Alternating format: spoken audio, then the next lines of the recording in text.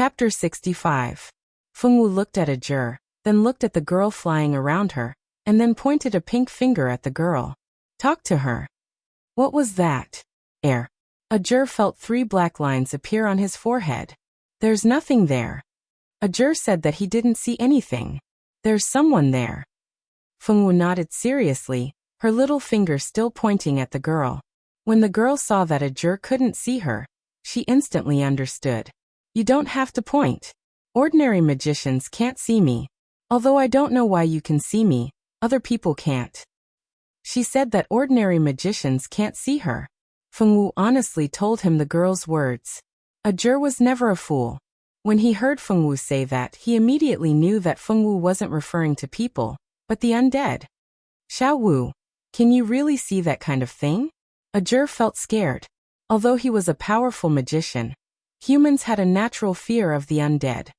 What is that kind of thing? Fengwu didn't understand and looked at Ajur doubtfully. Forget it, let's go out and talk about it. Ajur didn't want to stay in this place for a second longer. He pulled Fengwu and walked out. The girl's undead immediately chased after Fengwu. Wait for me, please take me with you.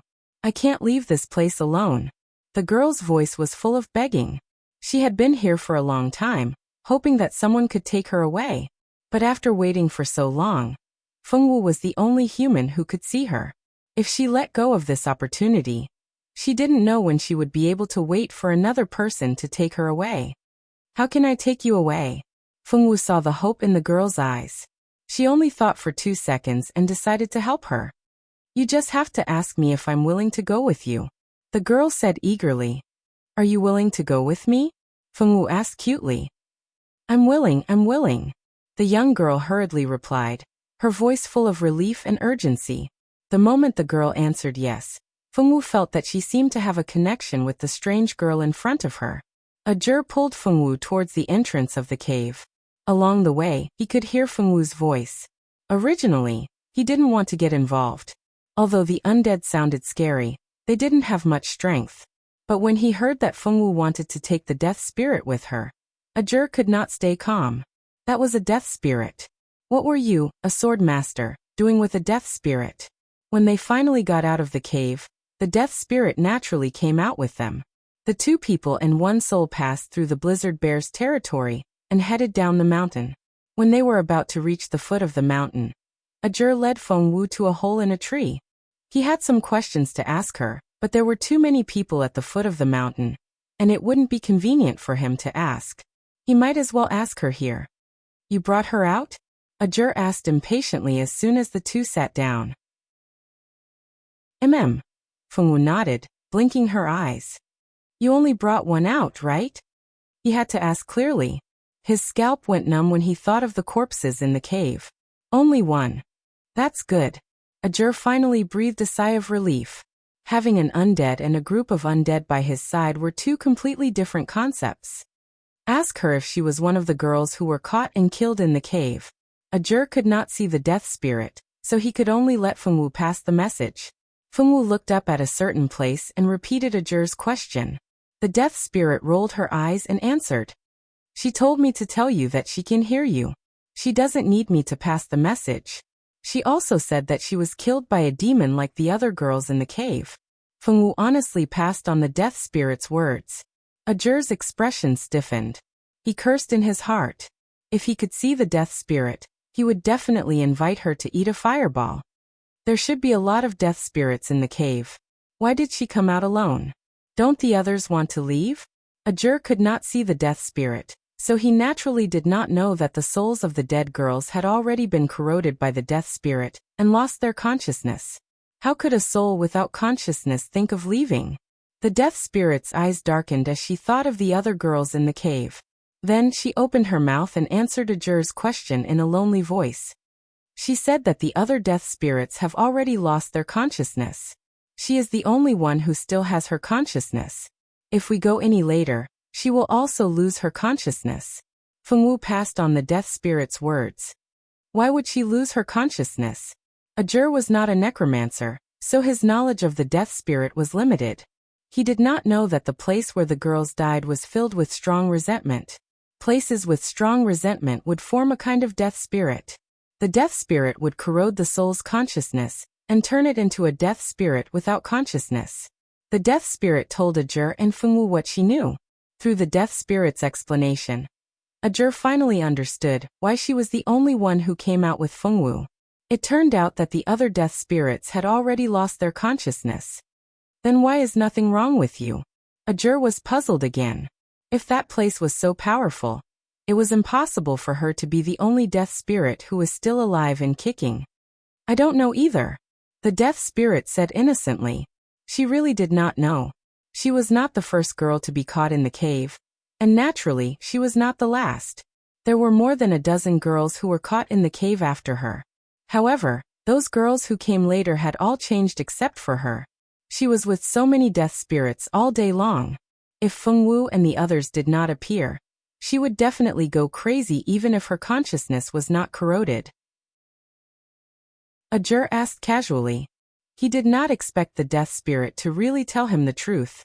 He did not dwell on this question, as there were more important things to ask. Do you know who killed you? Ajur went straight to the point.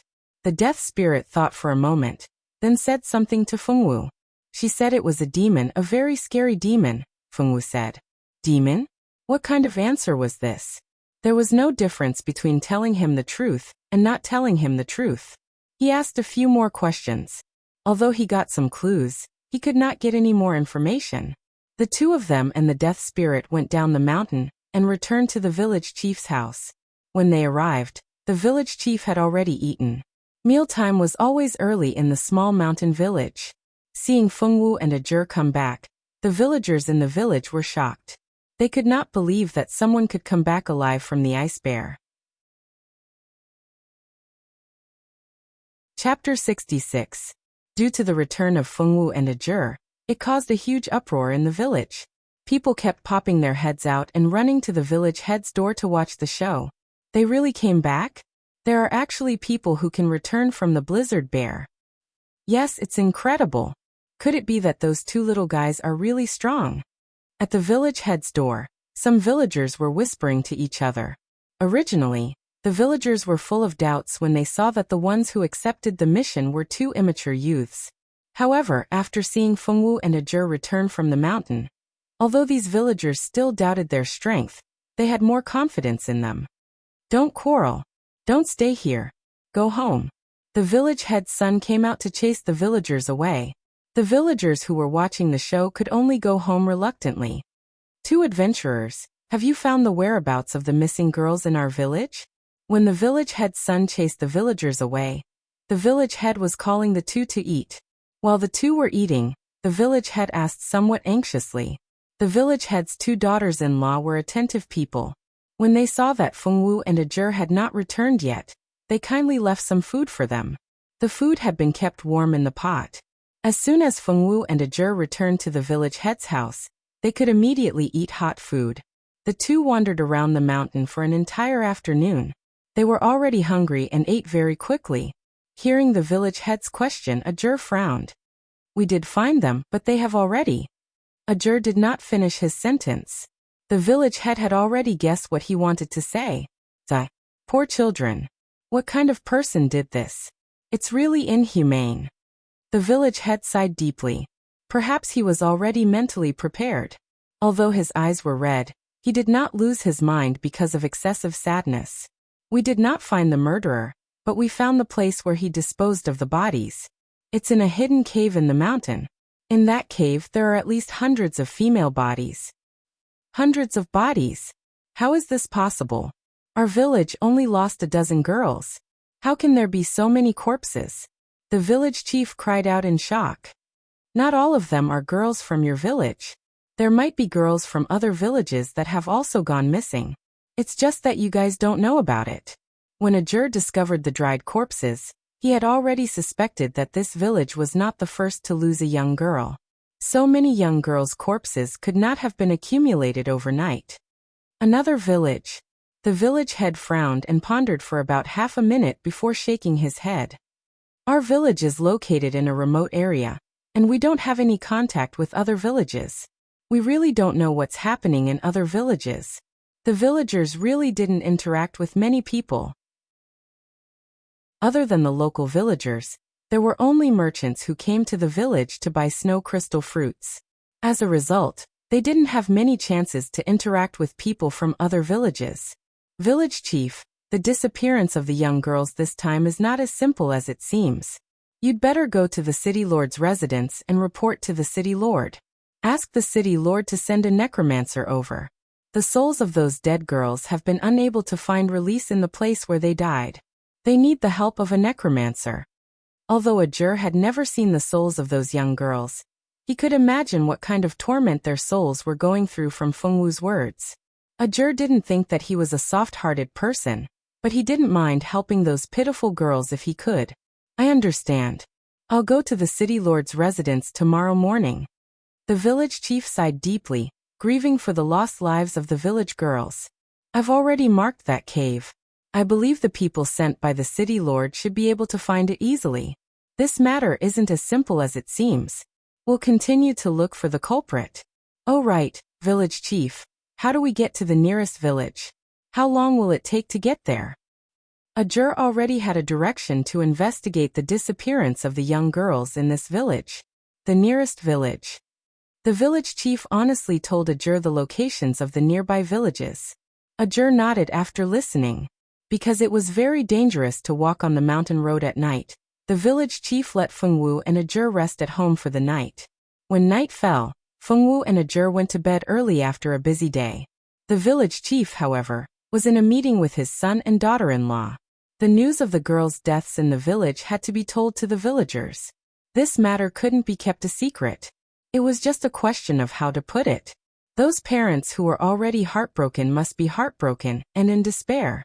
Originally, they still had a glimmer of hope that the children were still alive when they didn't find the girls. But now that the bodies had been found, the poor parents' last hope had been taken away. The next day, Fengwu and Ajur left the village chief's house early in the morning. They left the village under the gazes of the villagers, and the village chief asked the villagers to bring a carriage to the city lord's residence to report the news. Fengwu and Ajur didn't go to other villages to check if there were any missing people in their villages. They went straight back to Pierre's inn. They didn't have to investigate the matter personally. It was a big deal that the village girls had gone missing. They believed that they could find out the news by simply asking around.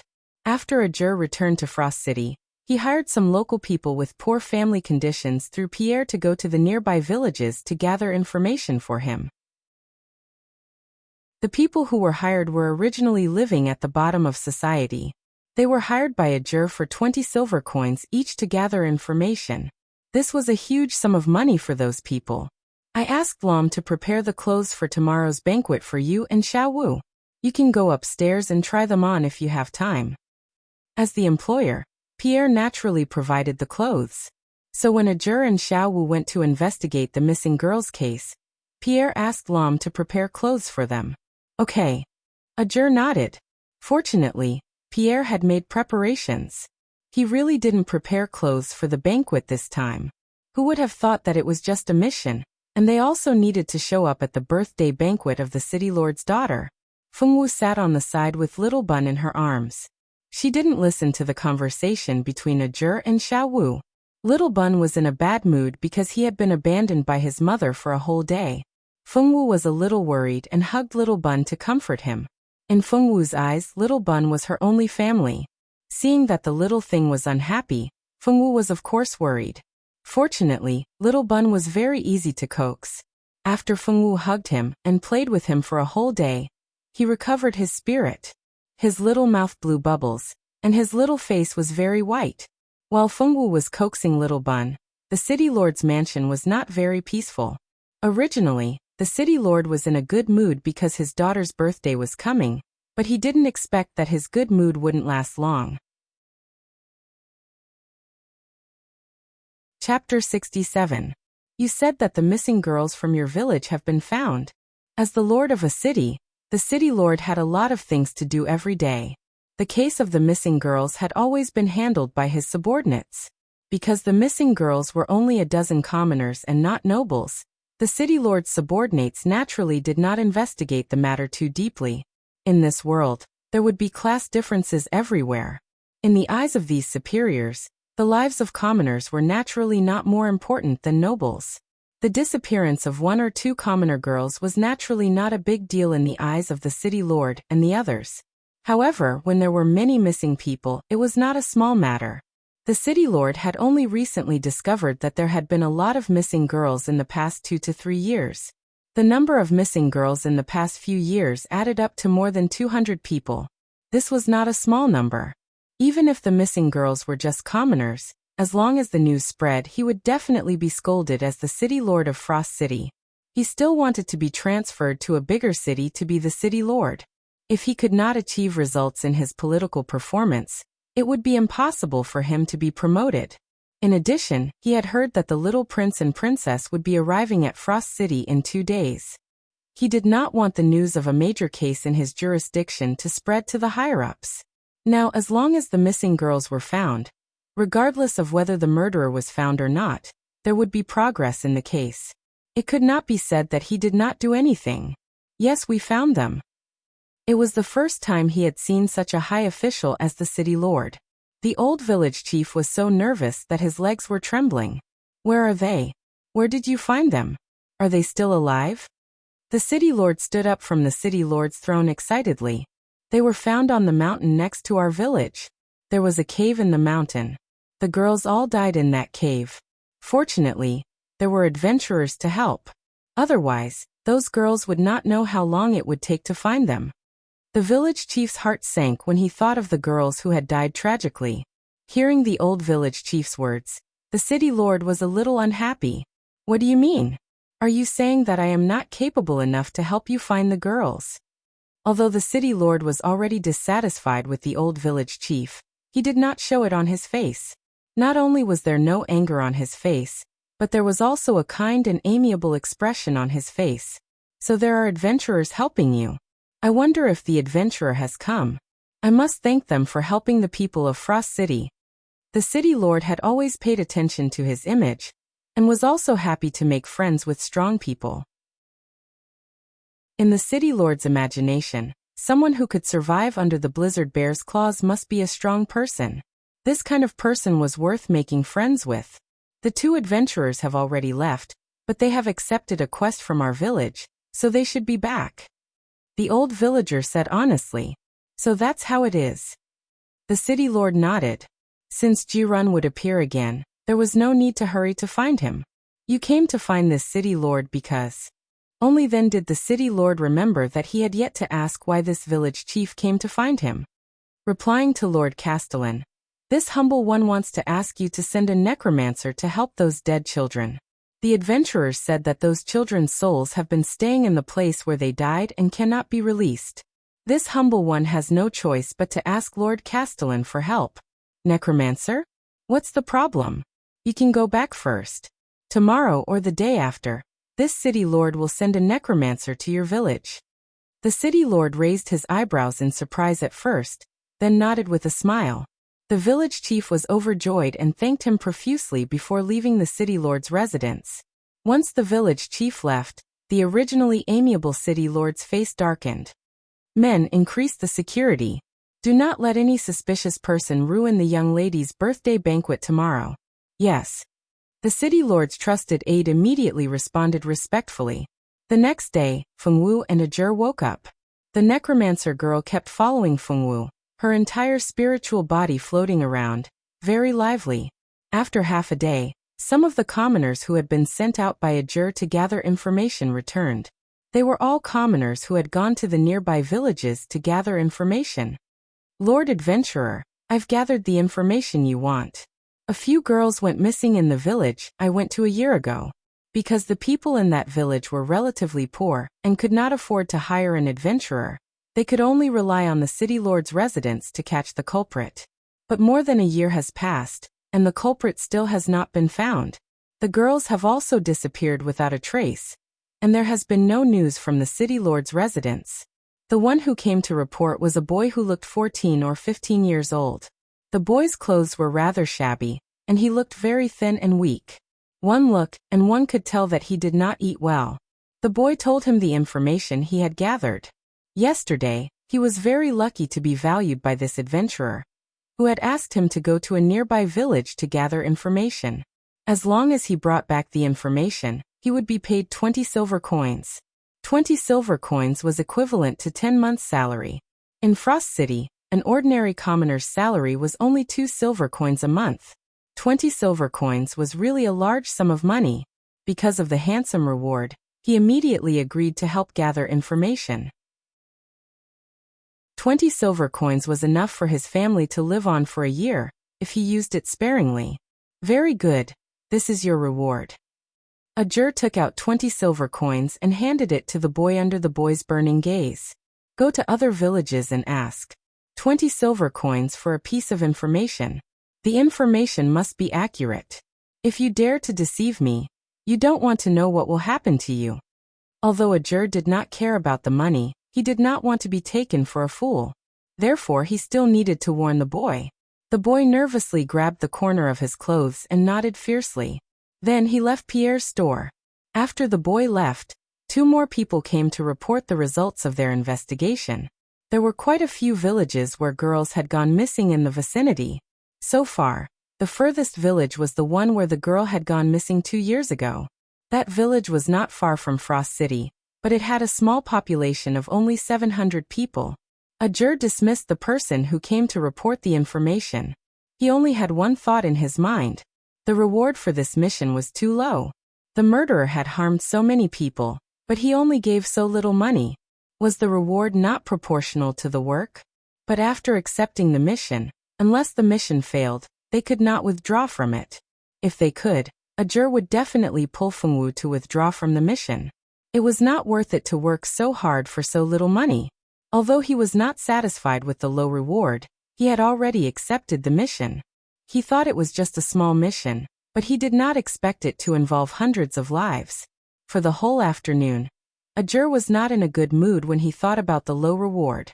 When night came, the 3 changed into decent and slightly gorgeous clothes and took the invitation to the ball, and went to the mayor's mansion in a carriage. Chapter 68. Tonight, the mayor's mansion was brightly lit because it was the birthday of the mayor's daughter, Miss Angel. It was decorated with lanterns and colored banners, and there was an endless stream of horses and carriages. It looked very lively. The people who alighted from the carriages were dressed in gorgeous gowns and had decent smiles on their faces. One by one, they handed in their invitations and entered the mayor's mansion. Music was already playing in the hall of the mayor's mansion. Because the ball had not yet started, there were still people arriving one after another. It was the birthday of the mayor's daughter. Those who wanted to curry favor with the mayor would not miss this opportunity. In addition to the rich merchants and nobles of the city, there were also some merchants and adventurers who came to Frost City for business. These people who were invited either had strength, wealth, or status. In short, they were not ordinary people. As for Pierre, because he was a native of Frost City and his family had been doing business for generations, he was on the invitation list. Entering the hall, Fengwu was wearing a pink dress and a simple hair ornament in her hair. She looked cute and generous. As for Ajur, because he was a handsome young man and had an indescribable temperament, he attracted people's attention wherever he went. Pierre paled in comparison to the two of them.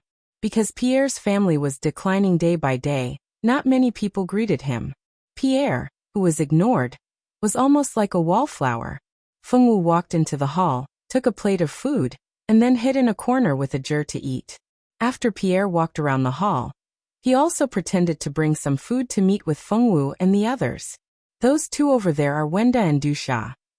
Pierre carefully pointed at the 2 people not far away. Ajur and Fengwu looked in the direction Pierre was pointing. They saw a man and a woman. The man looked gentle and scholarly, and the woman was beautiful and gentle. They believed that no one would associate them with a scumbag man and a slut. Ajur looked at them for a long time and did not see anything wrong with them. They looked like 2 ordinary people. I don't like him. Fengwu suddenly said. Who? Is it Madame Dusha? That woman is indeed a bad woman. Pierre thought he understood the sarcasm. That man. Fengwu shook her head and said. Man. Is it Mr. Wenda?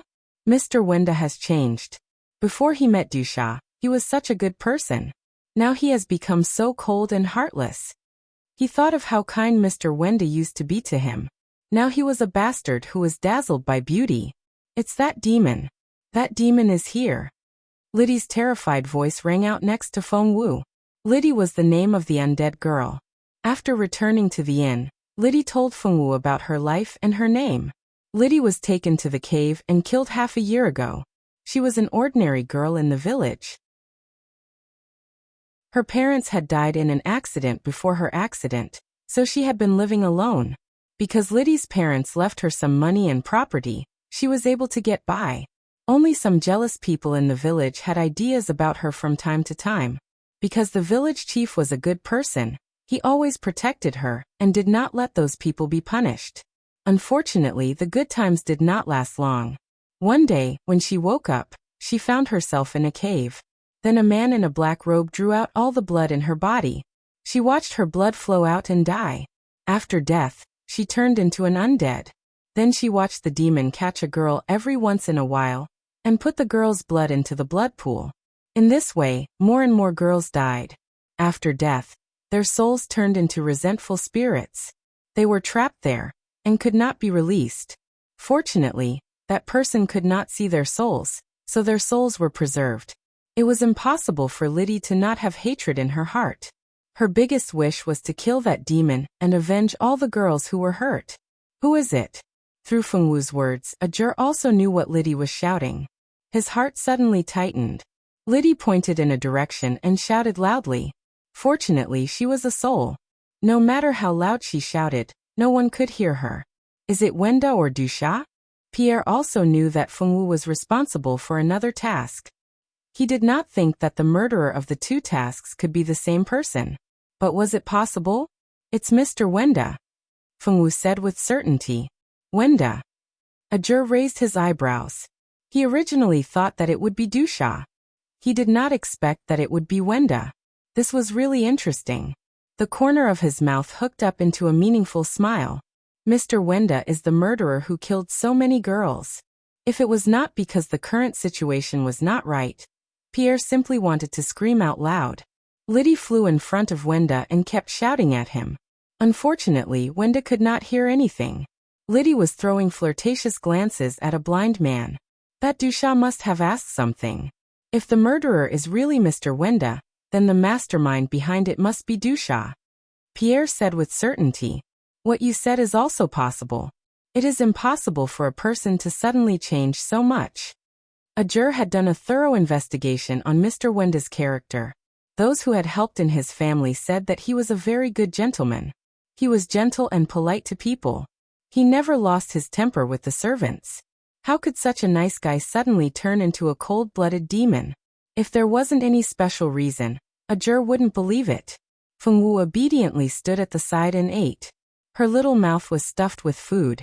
Her interest in this topic was not as high as the food in her hands. The city lord has arrived. Miss Angel and the city lord's wife have also arrived. The guests put down the food in their hands or ended the topic they were talking about. They stood on both sides to welcome the city lord's family. Behind the city lord's family, there was a young man and a young girl. The young man had a head of silver hair. No emotion could be seen in his ice blue eyes. The aura on his body was as cold as the winter. The young girl beside the young man was the complete opposite. The young girl's hair and eyes were the same color as the young man beside her. People could see at a glance that the two were related by blood. The young girl's face had a bright and beautiful smile. Her snow-white dress made her even more beautiful and lovely. Hello everyone. Welcome to my daughter's birthday party. My daughter will start the dance. The party will officially begin. Thunderous applause sounded from below the stage. Angel directly invited the white-haired young man to dance. The young man hesitated for a moment but still agreed. The young man and young woman began to dance. Fuck. Why did that guy also come? When Ajur saw the white-haired young man's appearance, his complexion was somewhat strange. He really did not expect to see that guy in this place. However, this was that guy's base camp. It was normal for him to appear here. Chapter 69. Ajur's expression returned to normal in an instant. Neither Fengwu nor Pierre noticed the change in Ajur's expression. Strange, those two people shouldn't be from Frost City. I've never seen them at any kind of ball. As a native of Frost City, Pierre naturally had a certain understanding of the nobles in the city. Suddenly seeing two unknown teenagers who seemed to be nobles naturally aroused his curiosity. Those two are not important passers-by. Don't worry about them. You can find a chance to introduce me and Xiaowu to Wenda and Dusha. As for our identities, you can just say that we're adventurers who have accepted a mission to investigate a case. But if Mr. Wenda is really the murderer who killed so many girls, you two will be in danger. Pierre was a little hesitant. Although he dreamed of rescuing Clara, he also didn't want innocent people to be hurt. Don't worry, we're not ordinary people. If he wants to hurt us, he has to see if he has the strength to do so. Ajur's face was full of confidence. Pierre looked at Fengwu again, and found that the girl's small face was still expressionless, and she was still eating. He silently looked away. He shouldn't have expected this girl to have any other opinions. After Fengwu finished the food on her plate, Pierre led Fengwu and Ajur to where Wenda and his wife were. Uncle Wenda, long time no see. Pierre greeted Wenda politely. Pierre, I haven't seen you for a while. How have you been? Wenda smiled very kindly. It was believed that when seeing such a gentle person, no one would be able to associate him with a murderer. When Wenda looked at Pierre with a smile, he naturally noticed Ajur and Fengwu. The two teenagers were very outstanding, especially the teenager, who had an extraordinary temperament, like a child of a noble family. But he was sure that he had never seen this boy among the nobles of Frost City. It was really strange. These two are adventurers who have accepted the mission to help Clara. Pierre calmly introduced the two to Wenda when he noticed Wenda's gaze. Wenda's expression did not change. Other than being a little surprised, he did not show any abnormal reaction. On the other hand, Madame Tusha, who had been standing at the side with a gentle smile, had a strange look flash across her eyes when she heard about Fengwu and Ajur. Her expression also became a little strange. Her abnormality naturally didn't escape Ajur and Pierre's eyes. This time, they were even more certain that there was definitely something wrong with this Madame Tussaud. Hello Mr. Wenda. Hello Madame Tussaud. I am Ajur and this is my partner, Fengwu. Ajur's smile was very gentle, and there was no trace of his usual arrogant appearance. Pierre had never seen Ajur's true nature, so he didn't find it strange. As for Fengwu, she wouldn't question Ajur at all. In short, in front of outsiders, Ajur was always able to successfully hide his true nature, making people think that he was a gentle and polite young man. Wenda and his wife had this kind of feeling. You are really a gentle and polite child. No wonder you can become an adventurer at such a young age. You are really amazing. Wenda nodded with a smile, and his eyes were full of appreciation for the outstanding younger generation. You are flattering me, Ajur said with an embarrassed face. You can rest assured that I will do my best to prove Miss Clara's innocence and rescue her as soon as possible, so that your family can reunite. Ajur suddenly said. Wenda's expression stiffened for a moment, and then returned to normal. Then I will have to trouble you, young man. Because Marlene's death has made me upset, and I don't know how to face Clara. I will have to trouble you for everything. Ajur and Wenda chatted for a while, and not long after, the three of them went to a corner. Fengwu carried the plate and continued to get food. As for Ajur and Pierre, the two hid behind the pillar and chatted in a low voice. What do you think? That Madame Tussaud is very suspicious, right? Pierre carefully looked around to see if anyone was approaching, and after making sure that no one was around, he asked in a low voice. Both of them are very suspicious. After Madame Tussaud heard our identity, her expression became very unnatural, and Wenda was too calm. He didn't seem to be worried about his daughter at all. He said that he didn't know how to face his daughter. In my opinion, he didn't want to see his daughter at all. In short, the two couples gave him a very strange feeling. I think so too. In fact, before Madame Tussaud appeared, Mr. Wenda loved Clara the most. But now that Madame Tussaud is here, he doesn't care about Clara at all. I always feel that Mr. Wenda's change is too big, and it must be related to Madame Tussaud. You can't be suspecting that Madame Tussaud used some kind of magic on Wanda to make him not recognize his own family, right? Ajur stroked his chin and asked with interest. Well, that's what I think. How can a person suddenly change so much? It's not normal at all. Pierre already had such suspicions, but because his strength was not enough, he couldn't confirm his suspicions. Your idea is very likely, but I just observed Wanda for a long time, and he doesn't look like a person who is being controlled by magic at all. He still had this kind of insight. It's not? Could it be that Madame Tussaud is too powerful, and you didn't see the problem? With Ajur's age, Pierre found it hard to believe that a youth of this age could have any superior insight. Ajur also didn't get angry because of his suspicions. The feeling that those two people gave him was too strange. Wanda's calmness, Madame Tussaud's hesitation, the two people showed two completely different emotions. What did it mean? While the two youths were chatting, Fengwu was holding a plate and unceasingly picking up food from the table. The city lord's mansion's chef was very good, and the food they made was very delicious. Fengwu had always been interested in eating, so if there was an opportunity to casually eat, she naturally wouldn't let it go. Roasted meat, sausages, meat sauce, meatballs, chicken drumsticks, chicken wings, pork trotters, cakes, fried fish, grilled fish, meat rolls, fruits, roasted potatoes and other kinds of vegetables. In short, there were all kinds of food on the table. After a plate was finished, there would immediately be a servant who would directly serve a plate of freshly made food. Fengwu directly stood at the table and started eating. Her eating speed was very fast, but although it was fast, it didn't look rude. Heavens, how many lifetimes have you not eaten anything? A voice suddenly sounded beside Fengwu, full of disbelief. Fengwu raised her head and glanced at it. She hadn't seen it before, so she continued to eat.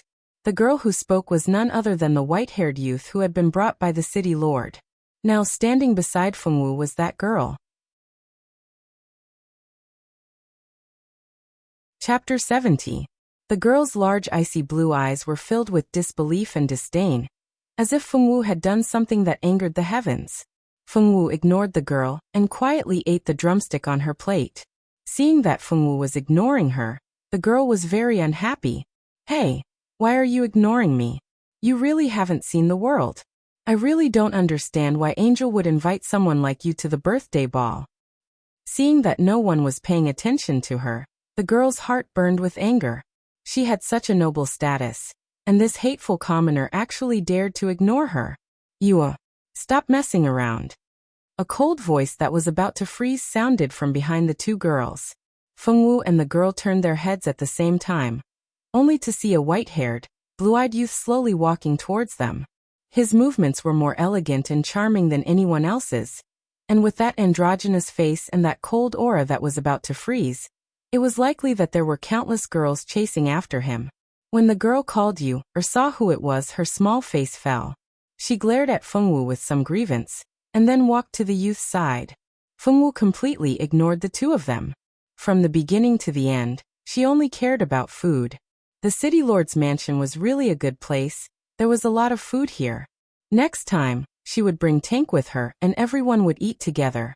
The meeting between Fengwu and the girl was like a small interlude. It should have been without any trace, but the girl's identity was not ordinary. Because she said that Fengwu was not qualified to attend the ball, Fengwu had gained another enemy. This enemy was none other than the host of the birthday ball, Angel. As the city lord's daughter, Angel naturally had a strong self-esteem.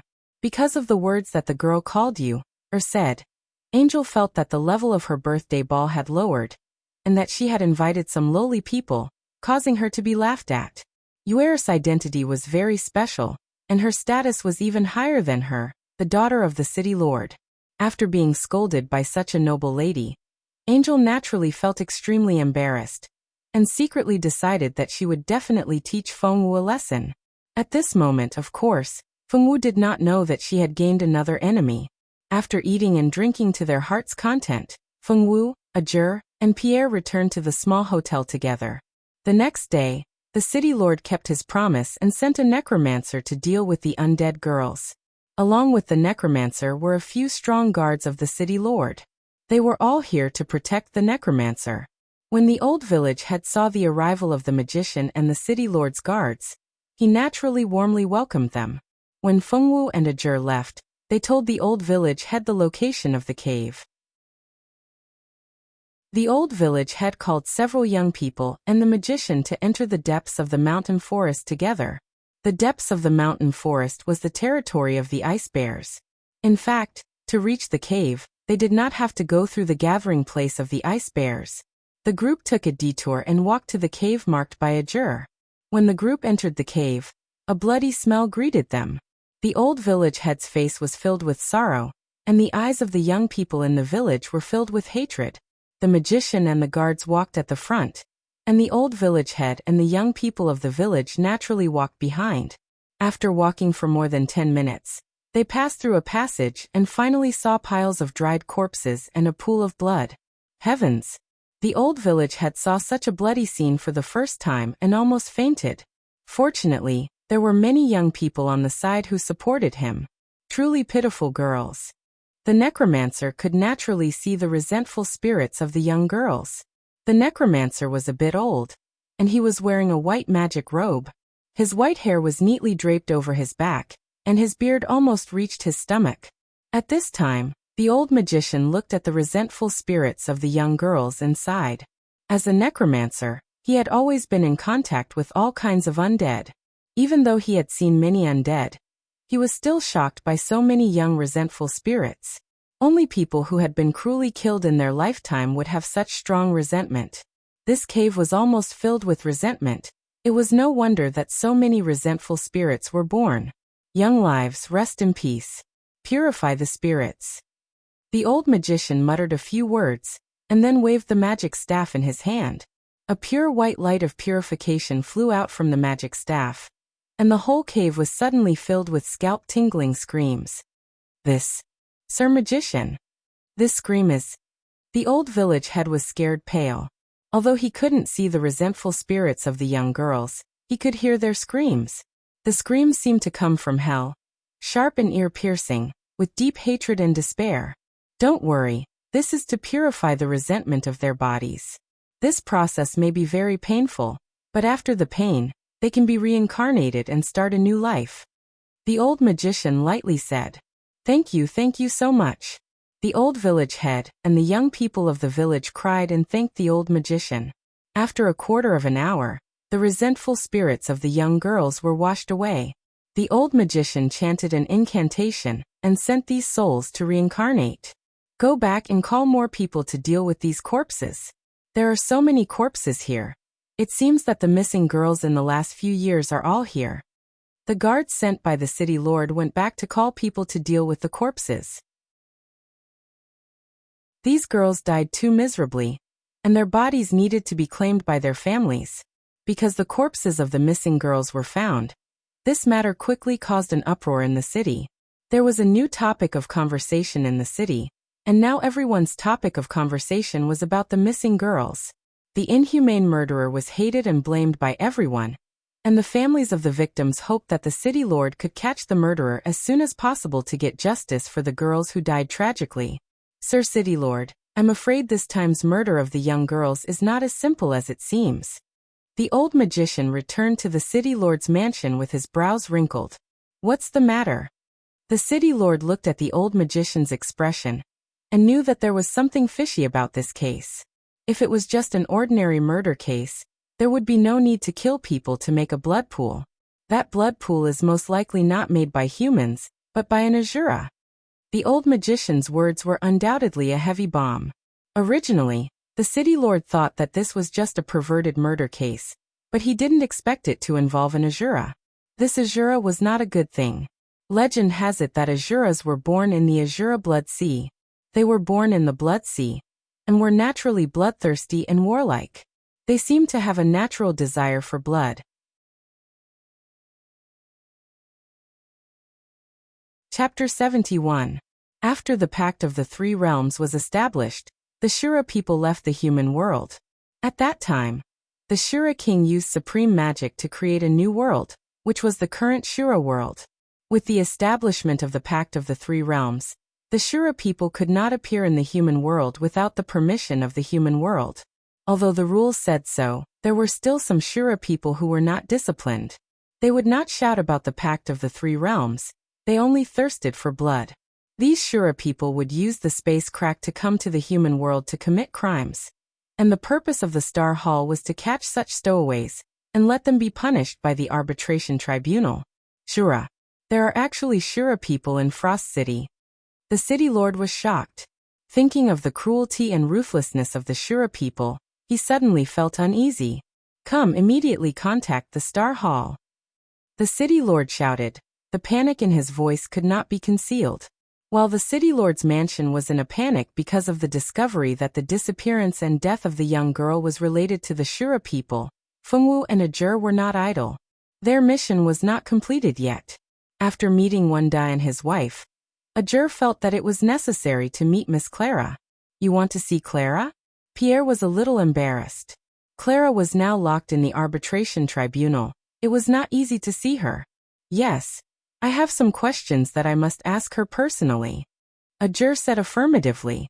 Well, as long as I can help Clara, I will find a way to let you two meet. Pierre was also going all out for his little green plum. Ajur and Fengwu stayed in Pierre's small hotel since that day, listening to the secrets that the people who were sent out to inquire about. After Ajur's investigation, there were a total of more than 20 villages that were in trouble. Each village lost more than 5 girls. And more than 20 villages added up to more than 200 girls. So many girls died, but it did not attract enough attention in the city lord's mansion. If the city lord had dealt with this matter early, so many girls would not have lost their lives. Ajur did not have a good impression of the city lord who did not do anything.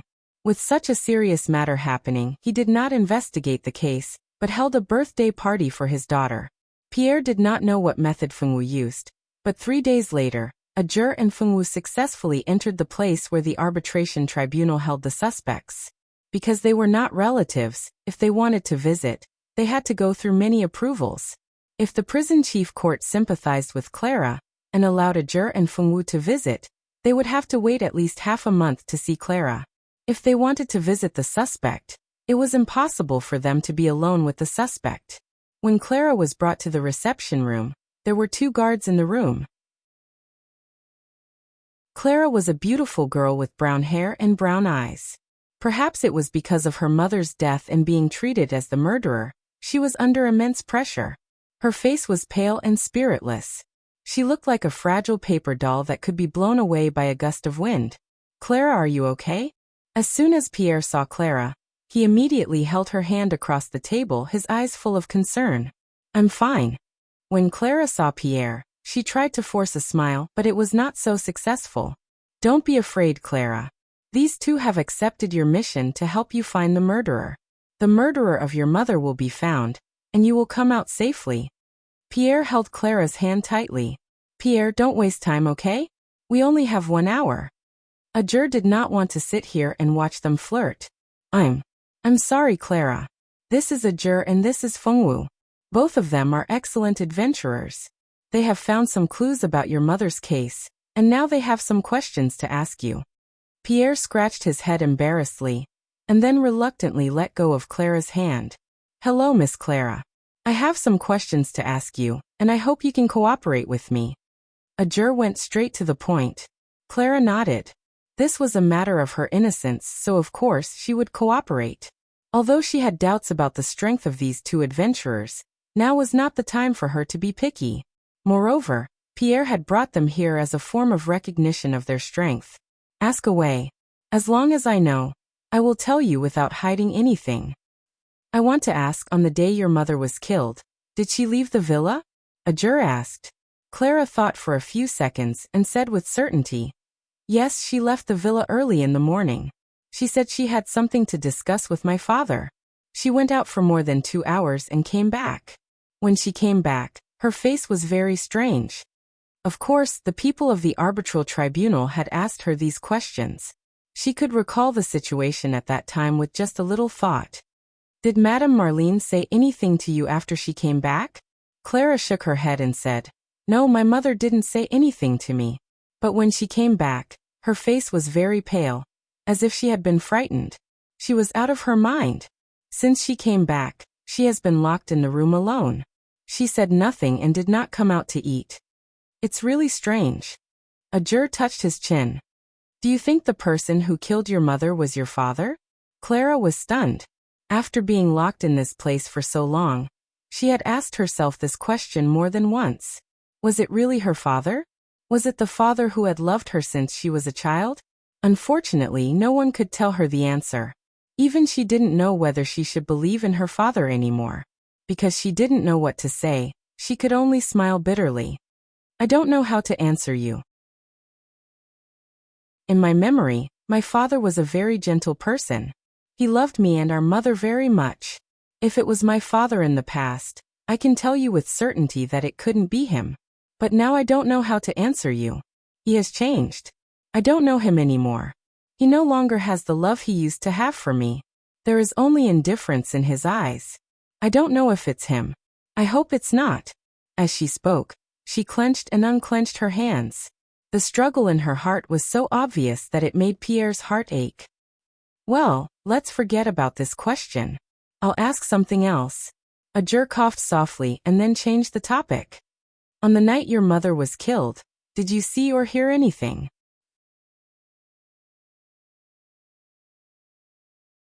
Chapter 72.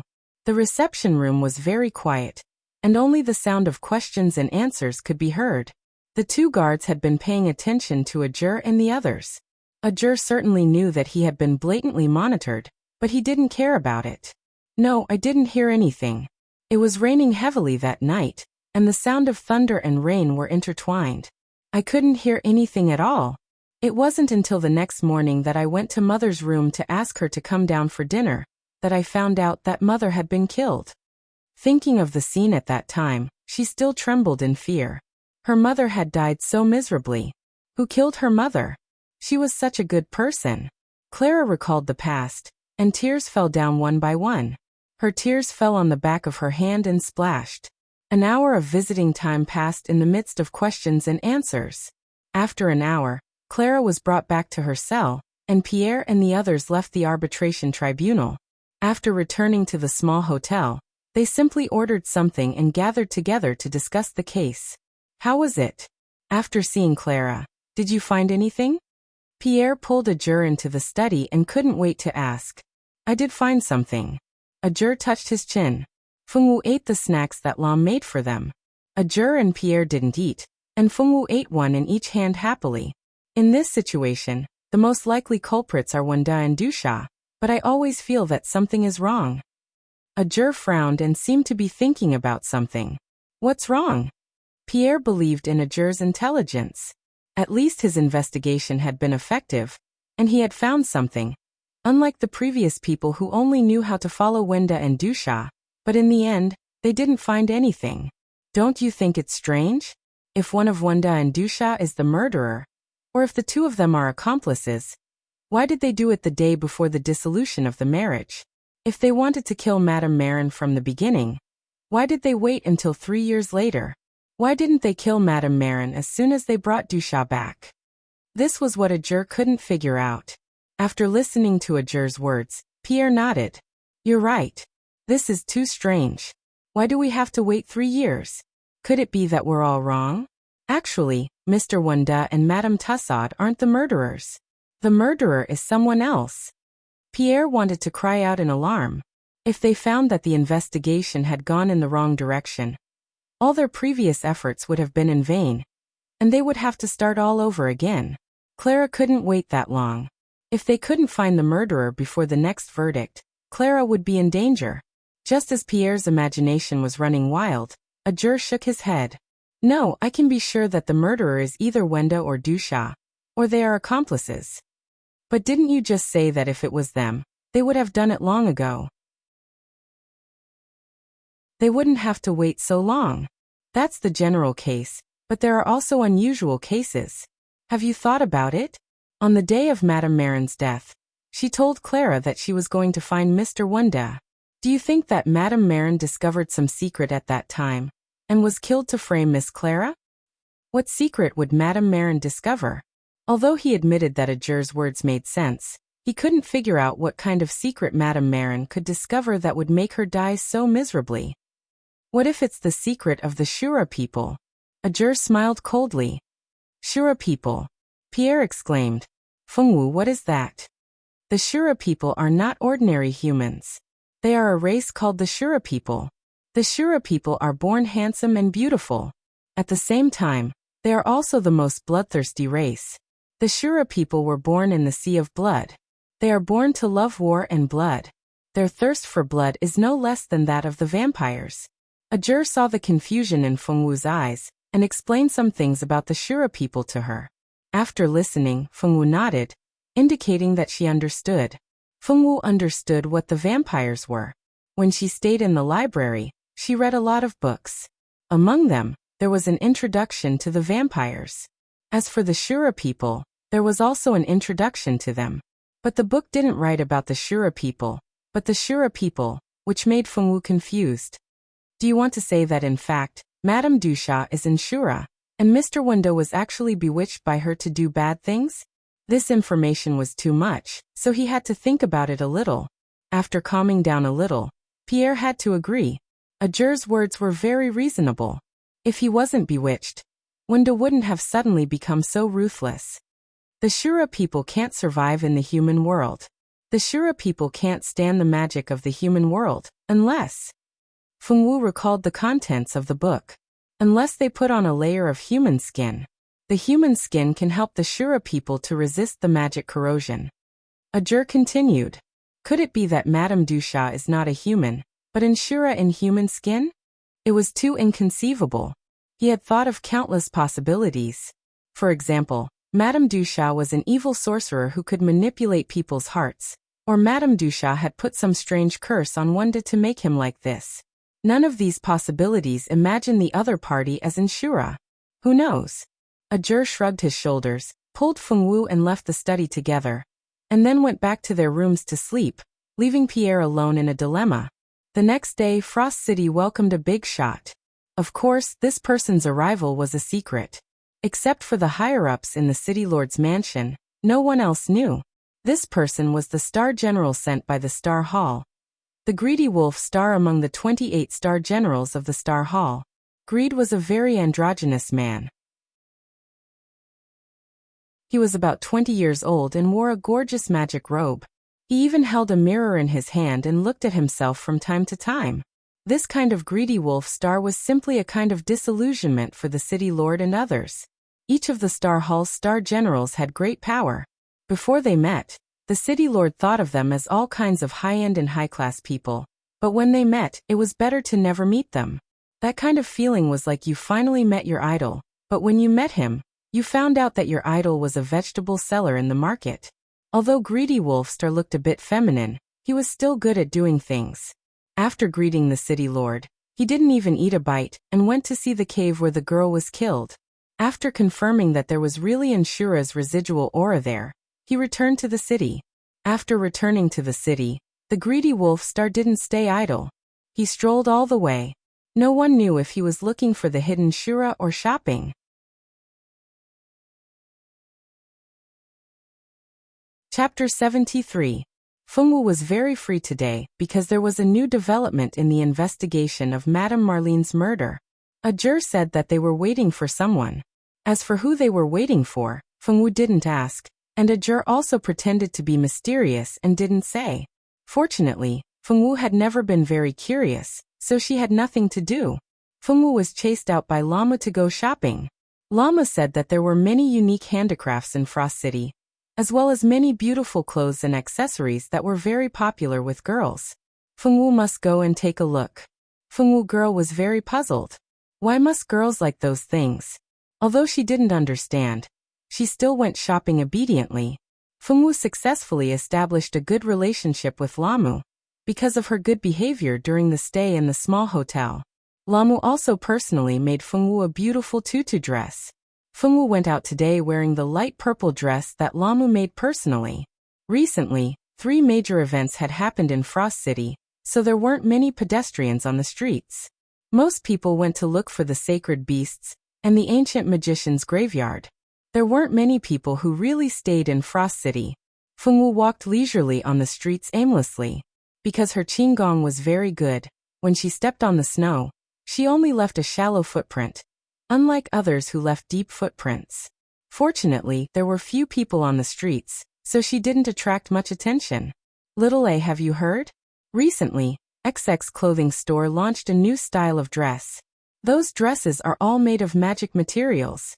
Not only are they beautiful when worn, but they can also resist a certain amount of magic damage.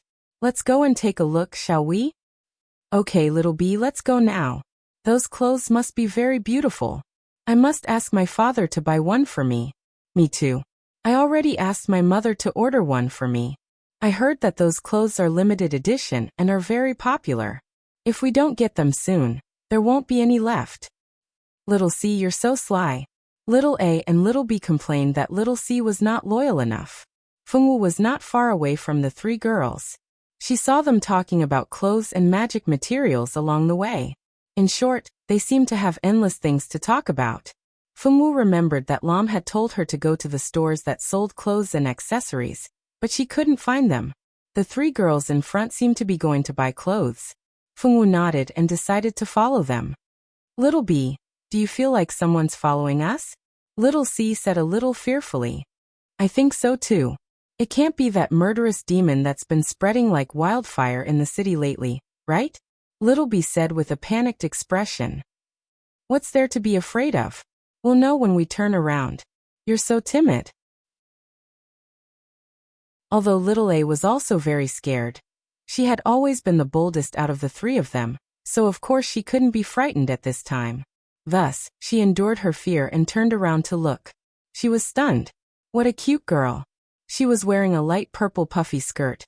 Her long hair draped over her waist, and she wore a crystal hairband on her head. Her eyes were as pure as black pearls. This girl was too cute.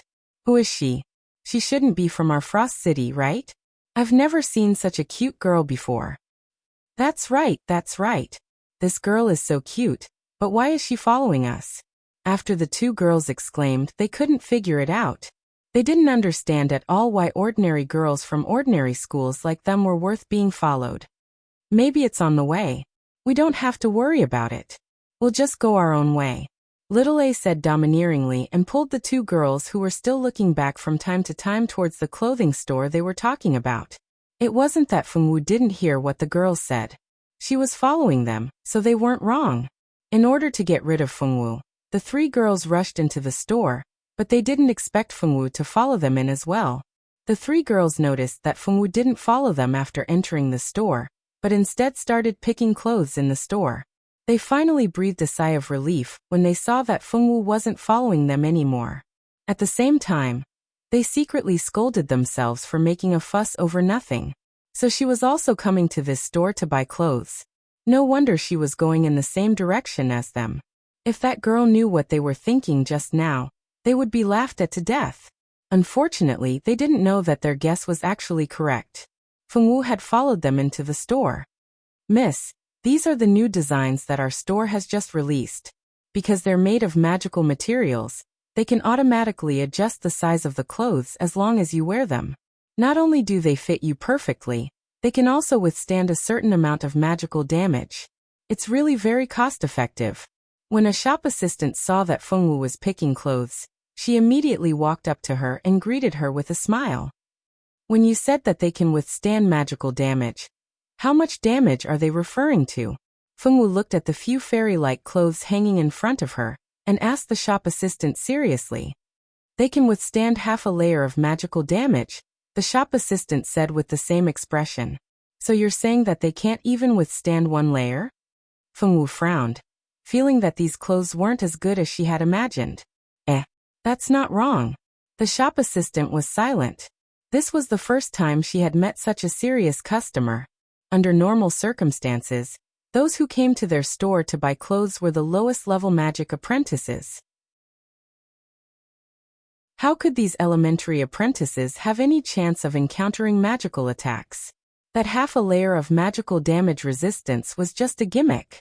No one would take it seriously at all. Do you want to try it on? The shop assistant wasn't sure whether this little girl was here to look for trouble or to buy things. However, as a shop assistant, she had to greet people with a smile at all times. As long as the customer didn't turn hostile, she had to properly serve the customer. Okay. Nodding, she then carried the 2 clothes into the fitting room. The shop assistant breathed a sigh of relief. Facing the black-haired girl's serious appearance, she felt a lot of pressure. Fengwu tried on the 2 clothes. The size was just right. Although the defense was average, the design was good and very beautiful. How much is this? Fengwu had never bought clothes before. In the past, Auntie Lian had helped her prepare her things. Later on, a jur had helped her. This was the first time Fengwu had gone out to buy things on her own. The girl was a little excited to buy something for the first time. Of course, it couldn't be seen with her stoic face.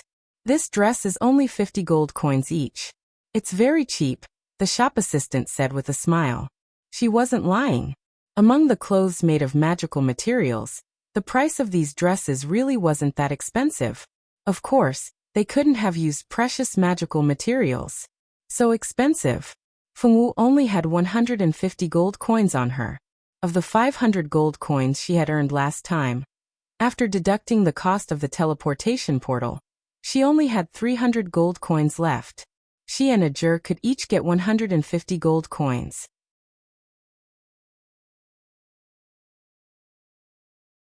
Chapter 74. It's too expensive. I don't want it. Fengwu lowered her head and went out in a bad mood. The young girl realized that she was poor and only had enough money to buy 3 pieces of clothing. Please take care. You're welcome to come again. The shop assistant was not surprised by this situation. Some girls who did not have that much money had to give up on the clothes they liked because they did not have enough money. However, he couldn't assume that those girls would never come to buy clothes just because of this. Just like last time, there was a girl who didn't have that much money at the moment, but after a few days, she came to buy 2 pieces of clothes at once. Therefore, it was wrong to look down on customers just because of their temporary purchasing power.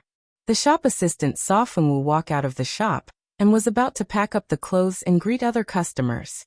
Wait, wrap up these clothes for me. The shop assistant looked over and saw a man who was more beautiful than a woman standing beside the cashier. His eyes seemed to release millions of volts of electricity, causing her to almost have a nosebleed. Oh, okay. The shop assistant wrapped the clothes with a red face and took the gold coins from the handsome man. Then, she watched him leave with a dreamy expression.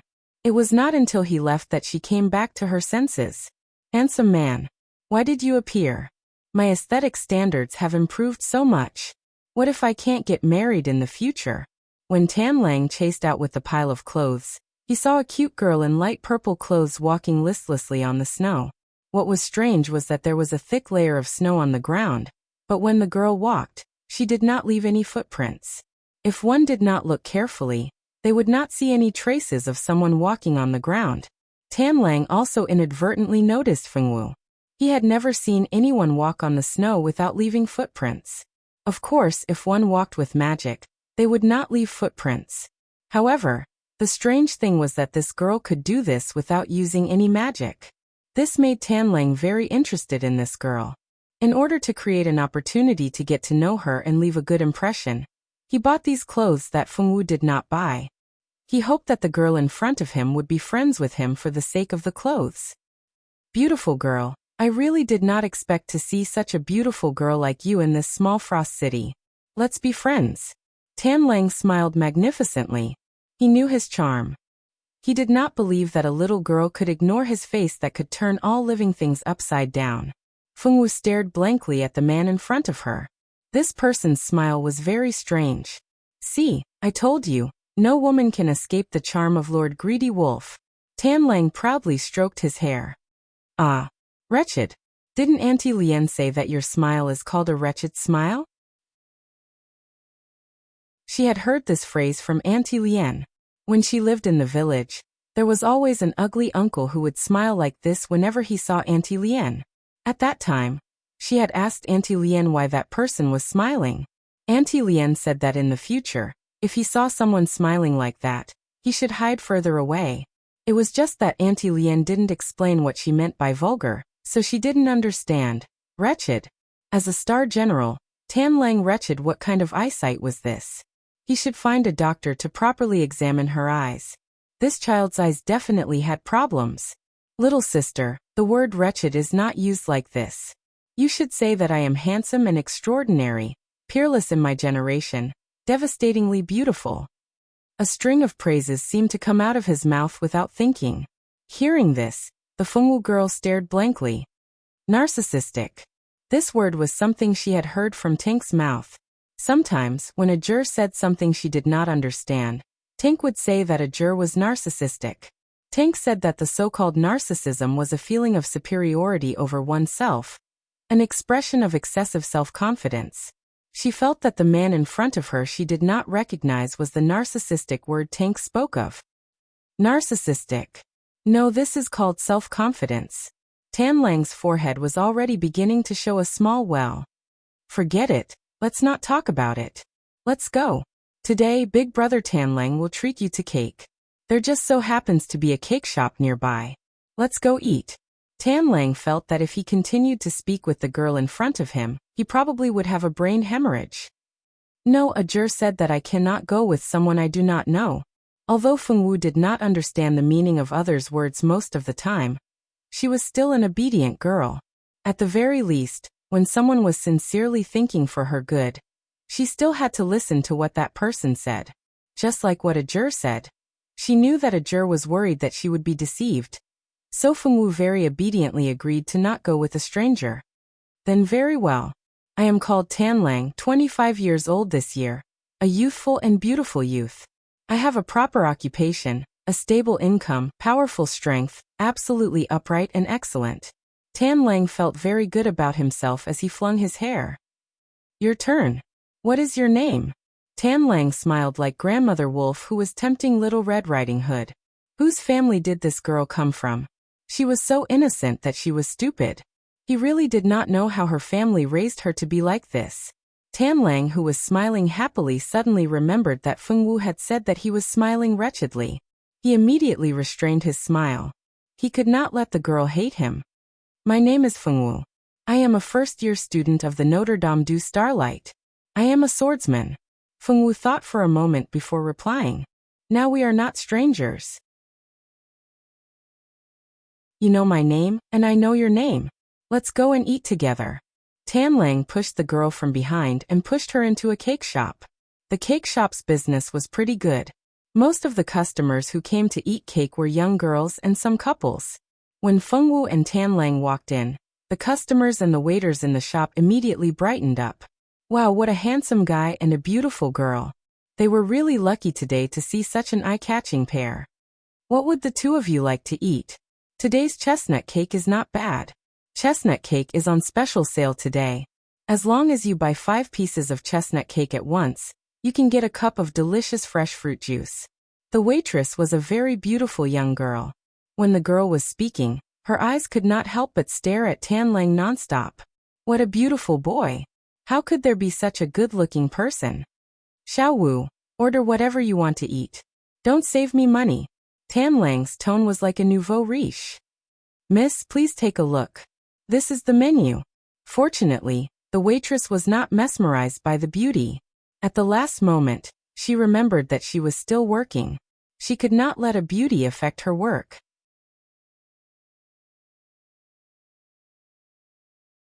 Chapter 75.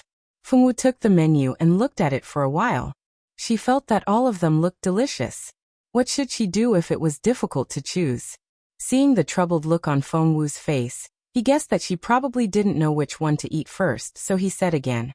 If you don't know what to choose, you don't have to choose. Give me one of your best-selling cakes and a pot of herbal tea. Okay, please wait for a moment. The waiter took the menu and left to prepare the cake for the two of them. A few minutes later, the pastries ordered by Tan Lang were all delivered to the table. There were more than 10 kinds of delicious cakes on the table, and the table was almost full. Initially, Tan Lang thought that he might have ordered too much. He felt that it was too sweet just by looking at it, so how could he eat it? In order to maintain his perfect figure, he had always paid special attention to his diet. Therefore, he ordered these pastries for Fengwu in front of him. He would not eat such sweet things. But now, looking at the thin and weak girl in front of him, and then looking at the table full of cakes. He suddenly wondered if he had ordered too much yesterday. Such a thin and weak girl would probably not be able to eat more than 2 pieces. He wanted to ask the waiter to return some of the cakes, but he accidentally saw the Fengwu girl's eyes shining. He could not say it out loud. Forget it, if she couldn't finish it he would take it away.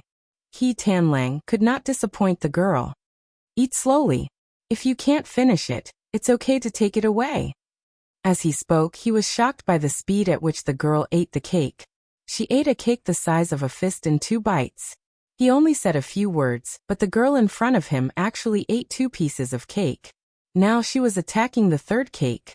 He did not know what to say after that. Strange. What did he want to say just now? 15 minutes later, more than 10 pieces of cake were all gone. All the plates were clean and looked no different from washed ones. Are you full? Do you want a few more slow cakes? Tanlang asked carefully. No need. I still have to go back for dinner later. I can't eat too much. Fengwu looked at Tanlang seriously and said, Young girl, are you sure you're not joking? After eating more than 10 pieces of cake, you're actually telling me you're planning to go back for dinner. Xiao Wu, when you get married in the future, you must find a rich husband, understand? Ordinary people can't afford to raise you. Tanlang looked into Fengwu's eyes seriously. Please look at my sincere eyes. I'm doing this for your own good. Oh, I know. Ajur said the same thing. Fengwu nodded.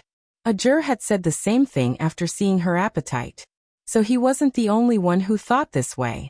Tanlang nodded and understood. Here, this is a gift for you. Tanlang suddenly took out an exquisite bag. This was the bag that all the clothing stores on the continent used to store clothes. For me. She took it doubtfully and opened it. It turned out to be the clothes she had tried on in the store just now.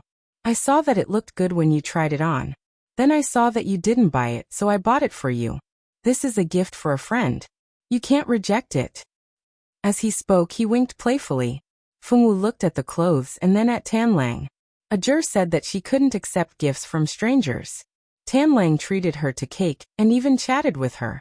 They should be friends. Friends should be able to accept gifts, right?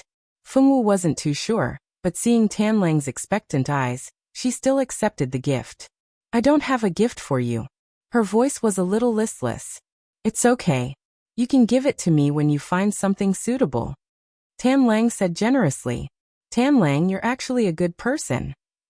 He bought slow cakes for her, and even gave her a gift. Had he been given the good guy card? Tanlang was a little depressed. Why was this girl so dumb? After Tanlang went to the cashier to pay the bill, he left with Fengwu. He was afraid that he would see the strange look from the waiter if he left a little later. Let's go. I'll send you back. Tanlang said with a smile. You want to send me back? Fengwu held the bag of clothes in one hand and looked cute. Yeah. I'm going to meet your friend Ajur. Actually, Ajur and I know each other.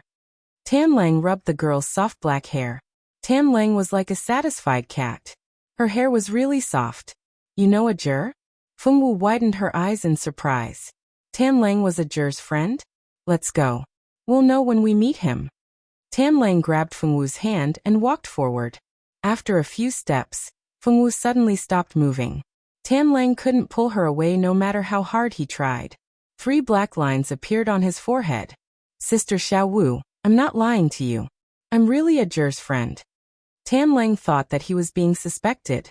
He sighed and tried to convince the girl to believe him. No, you're going in the wrong direction. It's this way.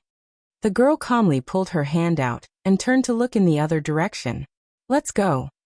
Pierre's small hotel was doing very well because of the 2 big events that happened in Frost City. It wasn't dinner time yet, but there were already many people sitting in the lobby on the first floor drinking and eating. They were all eating barbecued meat. Lam's barbecued meat was excellent and was very popular with the guests. Pierre and Ajur were also sitting at a wooden table with a cup of ale in their hands. Little Bun was playing upstairs with Little White accompanying him. While they were eating happily, the door opened. A handsome man walked in first. The man was so beautiful that it was hard to tell if he was a man or a woman. His face could kill both men and women. Welcome. Lam immediately went to greet him. He wondered where this young man came from. It was too dangerous for him to walk alone outside. The handsome man calmly walked into the shop. Behind him was a little beauty in a light purple dress. This little beauty was too familiar. Xiaowu, why did you come back with Tanlang? Ajur guessed that the necromancer would definitely find the problem with the cave and report it to the Star Hall. But he didn't expect that the Star Hall would send the sissy Tanlang. Tanlang was one of the 28 star generals of the Star Hall. He was a magician, but his swordsmanship was also outstanding. He was a very powerful opponent. In the Star Hall, his position wasn't low and he was very important. It was just that he was too vain. In the morning, it would take him 2 hours to dress up and wear the clothes he was going to wear that day. On average, he would look in the mirror once every hour. It was said that the mirror in his hand was his weapon. The weapons of star generals could freely change their forms. Every generation of star generals could change their weapons once when they took over the position. Of course, that was the only time.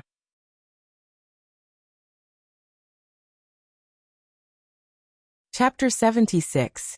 When the weapon's transformation was complete, the corresponding constellation would bestow the weapon with the corresponding power.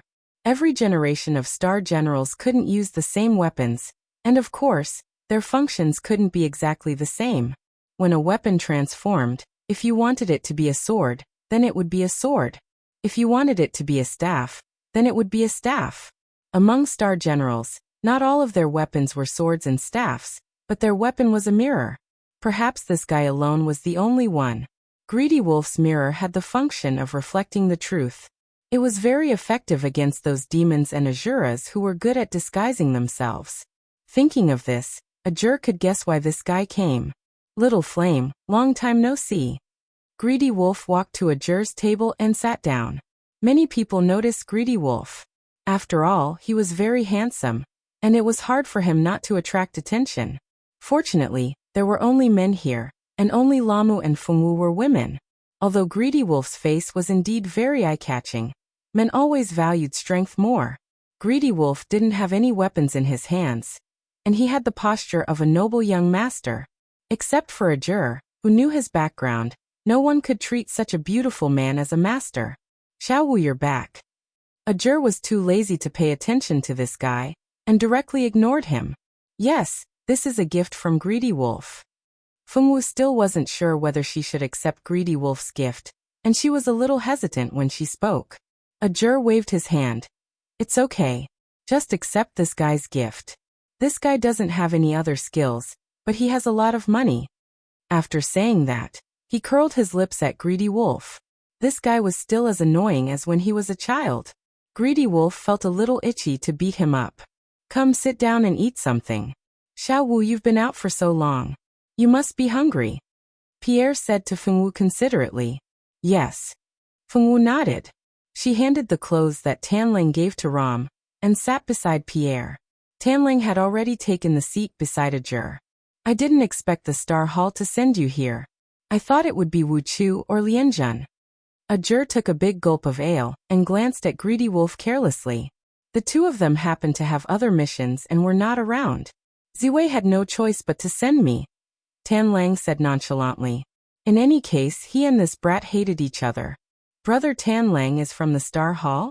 Pierre had never thought that one day he would be able to drink with those big shots of the Star's Hall. The identity of Greedy Wolf surprised and delighted him. He's just a janitor in the Star Hall. Don't worry about him. Ajur sneered and said disdainfully. Sweep the yard. Even if he was beaten to death, he would never associate this Lord Greed with the aunties and uncles who swept the yard. Ajur is right. Don't worry about me. Don't worry about me. Eat. Tanlang, who was called an uncle who swept the yard, was eating the barbecue and ale that Rum had just given him. Tanlang was already eye-catching. Sitting at the same table was Ajur, a flame-like handsome man. Two handsome men gathered at their table. Even if there were no women around, they still attracted a lot of attention. The hall was not a place to talk. After the four of them finished eating, they went to the second floor, and went directly to Pierre's study. Tell me, you've been in Frost City for a few days. You should have found out a lot of things. Tan Lang sat on the sofa in the study as if he was familiar with it. It was just a simple action of sitting down, but he could make it look elegant and charming. That's true. In Frost City, the most suspicious people are Wanda and Dusha. Take a good look at their true faces with your mirror. Tan Lang nodded, accepting Ajur's advice. After that, Ajur told Tan Lang about what had happened in Frost City recently. Of course, the most important thing was the things that happened around Wanda's family, as well as the hundreds of female corpses in the cave. This time, Xiao Wu and I have accepted a mission to find the murderer. Before you take the Shura away, remember to let me and Xiao Wu hand in the mission. Ajur was not willing to work for free. He and Feng Wu still needed to make money. Tan Lang felt that it was nothing, so he agreed. Since he agreed, Ajur did not think about wasting time. He had not done anything in the past 2 days because he was waiting for the people from Star Hall to come. Because the matter involved the Shura, it was not simple. Star Hall was responsible for arresting these illegal immigrants who did not abide by the Convention of the Three Realms. Of course, the arresting work could only be carried out after the people from Star Hall arrived. When night came, the moon of Frost City hung high in the sky with a cold chill. At this time, the manor where Mr. Wanda lived was silent. It was as if no sound could be heard.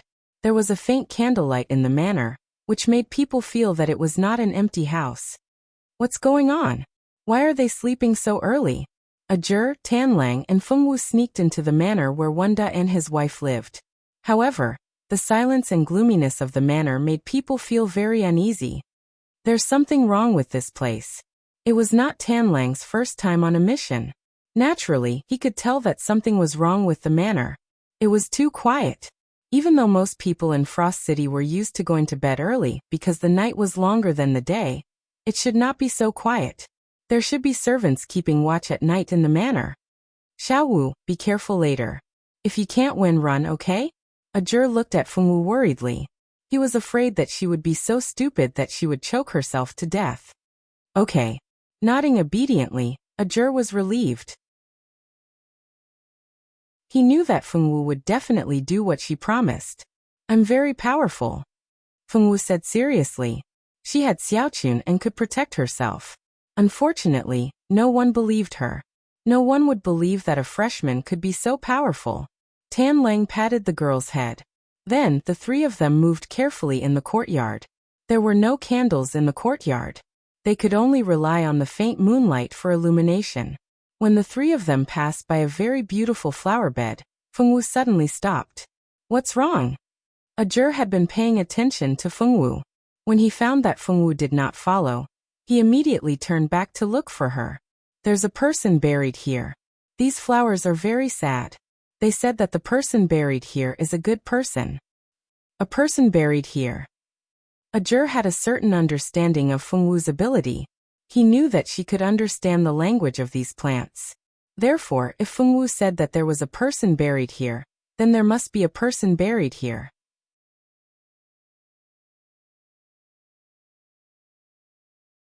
Chapter 77. Don't worry about it for now. Let's find Wanda and Dusha first. Tan Lang made a prompt decision. The three of them moved forward again. They decided to test that Dusha first. Dusha's identity was a mystery. Ever since they came to Frost City, several major events had happened in Frost City. In short, this woman was Ajur's most suspicious target. Just as the three of them reached the door and were about to open it, the door suddenly opened from the inside. The person who opened the door was a girl dressed as a maid. When the girl saw three strangers suddenly appear, she was so frightened that she immediately wanted to scream. Tan Lang quickly covered the maid's mouth. Don't scream. We're not bad people. Take us to a hidden place now. We have something to ask you. Tan Lang covered the girl's mouth with one hand and restrained the girl's body with the other, not allowing her to move. The girl nodded and then obediently led them to a room where miscellaneous items were stored. This room was filled with miscellaneous items that were not usually used, but it did not look like anyone would come here. I'll let you go now. We have something to ask you. Answer our questions properly, and we won't hurt you. After Tan Lang finished speaking, he gently let go of the girl's mouth. The girl first heaved a sigh of relief, then turned around to look at Tan Lang and the other two. Are you investigating Master Wanda and Madame Dusha? The girl's voice was very excited, and there was even some anticipation in her voice. How did you know? Ajur did not expect this maid to be so smart. Wouldn't a normal person think that they wanted to break into the house to steal? I guessed. The girl said embarrassedly. Do you know something? Tan Lang was worthy of being a Star Hall star general. He saw through the girl's hesitation at a glance. I can tell you what I know, but please save Madame Dusha. As long as you promise to save her, I'll tell you what I know. The girl anxiously wanted to pull Tan Lang's sleeve, but who was Tan Lang? He never liked strangers having physical contact. If he was not afraid that the maid would scream, he would not have touched her at all. The girl did not reach out her hand after grabbing the air. Instead, she grabbed her skirt with both hands, appearing to be at a loss. Who are you? Why do you want us to save Madame Dusha? Ajur suddenly felt that this girl's identity might not be ordinary. Could she be Dusha's confidant? It had to be said that Ajur was right. This girl was really Madame Tussauds' trusted aide. My name is Sheila. I'm Madame Tussauds' dowry maid. Sheila clutched her skirt. Although she was a little hesitant, she still revealed her identity. Ajur and Tan Lang exchanged glances. They were so lucky to have met a big fish that was useful to them. As far as I know, the current Mr. Wanda loves Madame Tussaud very much. Why do you still want us to help you save Madame Tussaud? Greed asked. If it's the real Mr. Wanda, I naturally wouldn't be worried, but this person is no longer Mr. Wanda. Sheila suddenly covered her mouth and cried bitterly. Her cries were filled with despair and sadness. What's going on? Can you tell us the whole story? How did Madame Tussaud get involved with Mr. Wanda? Originally, Ajur had always thought that the problem was most likely Madame Tussaud. Her origins were a mystery, and she had suddenly appeared in Frost City. Since her arrival, there had been so many murders. All of these incidents could not be unrelated to her. But now, listening to the little maid's words, it had nothing to do with Madame Tussaud. It was all Wanda's fault. Most importantly, Wanda was not the real person. They had thought of many possibilities, but they had never suspected that Wanda was fake. This news really surprised Ajur and Greed. Only Fengwu was relatively calm. She had a stoic expression the entire time. Actually, our madam has known Mr. Wanda for a long time. Madam is the sister of Master's first love. Master and Madam's sister were originally a couple. At that time, Master's family business had some problems. Madam's family did not agree to the marriage. Instead, they married Madam's sister to a rich aristocrat. Unfortunately, that noble committed a crime, and in the end his entire family was implicated. Even the Madam's family suffered a serious blow, and the family fell into decline. At that time, the Madam was only a 10-year-old child, but she saw her family members leave her one by one because they could not withstand the blow. Just when Madam couldn't hold on anymore, Master Wanda appeared. At that time, Miss Clara was already 3 years old. Master Wanda and Madame Marin's relationship was very stable. When he heard that something had happened to his first love's family, he was still worried and wanted to take a look. When Master Wanda arrived, Madam was the only one left in her family. Master Wanda was a good person. Because of his wife's status, it was inconvenient to bring her home, so he bought another house outside Frost City and left a few servants to take care of his wife's daily life. Master Wanda also often came to visit. Madam was a kind person. Most of the servants in the house were pitiful people who were taken in by Madam. I was also taken in by Madam. After Madam took me in, I became Madam's personal maid. After becoming Madam's maid, I learned that Madam had been in love with Master Wanda. It was just that she was too young at that time, and Master Wanda already had Madame Marin. Madam had always hidden her feelings in her heart. This feeling was hidden for 12 years. When Madam was 22 years old, she saved a pitiful man. That man was an orphan in the village. He was also in his 20s. At that time, Madam saw him lying on the roadside with blood all over his body, so she saved him. That man was very diligent and efficient in his work. His popularity in Madam's villa was getting better and better. At that time, Several of us girls who were also maids fell in love with him. We hoped that Madam could make one of us become his wife. Originally, I was very confident in becoming his wife, because I was the most beneficial person by Madam's side. Among all the maids, Madam loved me the most. Wait, what we want to hear is about Wunda and Madam Tussaud, not about your love history. When Ajur heard that she had actually changed the topic from Madam Tussaud to himself, he couldn't help but speak out to stop her. This is also related to Madam, and it's very important. Please listen more, and you will understand. Sheila was a little embarrassed and said eagerly. Ajur, let her talk. I think she will talk about this matter. It shouldn't be something insignificant. Tan Lang was much more patient than Ajur.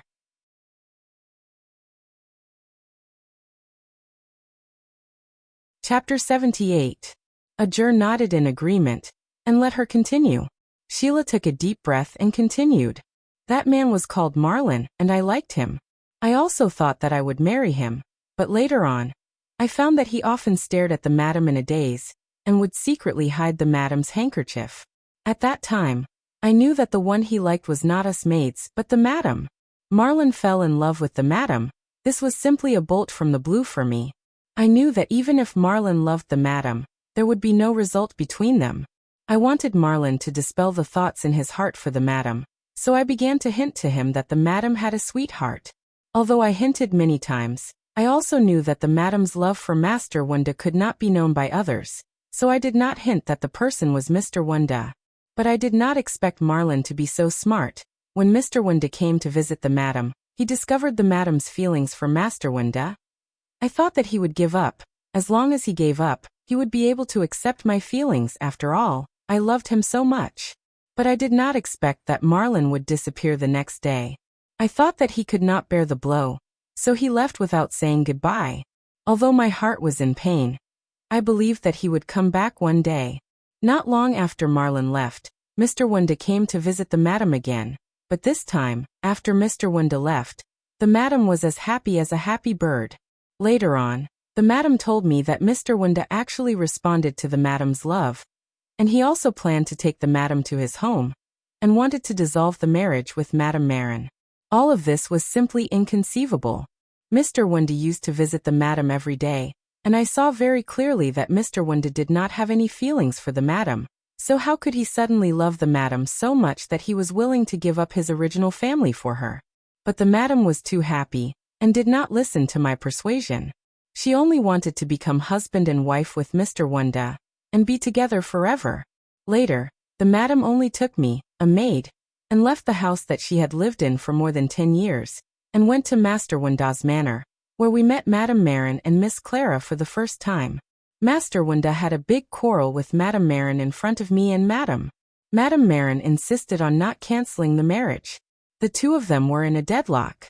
Madame was sandwiched between them, and had to bear the supercilious looks of the servants in the manor. This made Madame very sad, but she couldn't bear to force Master Wunda. Thinking about what had happened when she first came to this manor, it was as if a lifetime had passed. If she knew the truth of the matter, she would not have let Madame come to this place no matter what. After 3 years, Madame Marin finally thought it through, and was willing to help Master Wunda and Madame Tussaud. Marin had left half a year ago, and as long as they dissolved their marriage, they would no longer have any relationship with each other. I thought that Madame Marin and Master Wunda would finally be able to live a happy life. Madame Marin was also very happy. She had waited for so many years, and finally, she and Master Wunda would be together. But I gradually felt that something was wrong. Not long after Madame Marin moved away, the old servants in the manor who had been working for a long time were dismissed by Master Wunda. Although Master Wunda was still a gentle master, his eyes often reminded me of Marlin. I thought that I was thinking too much and miss Marlin too much, so I had this kind of feeling. Thinking of Marlin, the man she loved deeply, she sighed. Things had developed like this because of this man. If she had not saved this man and returned home, would these things have happened? She didn't know. Ajur, Tan Lang, and Fengwu quietly listened to Sheila's story. No one spoke to interrupt her. They had a feeling that the truth of the incident was about to emerge. Until late one night, I couldn't sleep and got up to drink water. But I saw Marlin wearing a black robe walking into Master's study. I was worried that Marlin might know that Madame Marlin and Master Wunda were going to get married, and came to find trouble with Master. So I quietly peeped through the unlocked door to see the scene in the study. Who would have thought that I would see something I would never forget for the rest of my life? Marlin took off his skin from his head to his feet. After taking off his skin, he turned into a stranger. That man was extraordinarily handsome, but he gave off a dangerous vibe. After that man took off his skin, he put on a new skin. This new skin was actually Master Wunda's skin. At that time I was stunned. I wanted to quietly return to the room, but who knew that I would accidentally make a sound? Master Wunda immediately ran out to check. I quickly hid in an empty guest room. At that time, a new maid happened to be secretly eating in the kitchen. She heard the noise and came out to check the situation. But she was discovered by Master Wunda. Master Wunda thought that she was the one who found out his secret, so he directly sucked the new maid's blood. I saw Master Wunda bury the new maid's body under the flower bed. I quietly returned to the room when Master Wunda went to bury the body. From that day on, I knew that Master Wunda was not the master that Madame Marlin loved. I didn't know who he was. I thought about hinting at Madame Marlin, but Madame Marlin was a simple woman. She didn't know how to hide her emotions. I was afraid that the devil would harm Madame Marlin if he found out the truth. After hesitating for a while, I decided not to tell Madame Marlin about it. How did Madame Marlin die? Was she killed because she found out Wunda's true face like you? Ajur suddenly thought of Madame Marlin's death. His intuition told him that Madame Marlin's death must be related to this matter. Shira's expression stiffened, and then her eyes were full of regret. Madame Marlin's death was an accident. The day before Madame Marlin decided to divorce Master Wunda, Madame Marlin went to Master Wunda to talk about the custody of Miss Clara. At that time, before Master Wunda came down, I gave Madame Marlin some hints, hoping that she could find out that there was something wrong with Master Wunda. Then she could report this matter to the city lord. That way, Madame Marlin would be saved, and the devil would also be arrested. Hearing this, Tan Lang sneered. Since you already knew that there was something wrong with Master Wunda, why didn't you go to the city lord's mansion to report it yourself? Instead, you hinted at Madame Marlin. If it weren't for you acting smart and hinting, Madame Marlin would have dissolved her marriage with the fake Wunda the next day, and live a good life with her daughter. In the end, you are just a selfish woman. I'm just a maid. It's not that easy to see the city lord. If I reported it and was found out by that person, he would definitely kill me.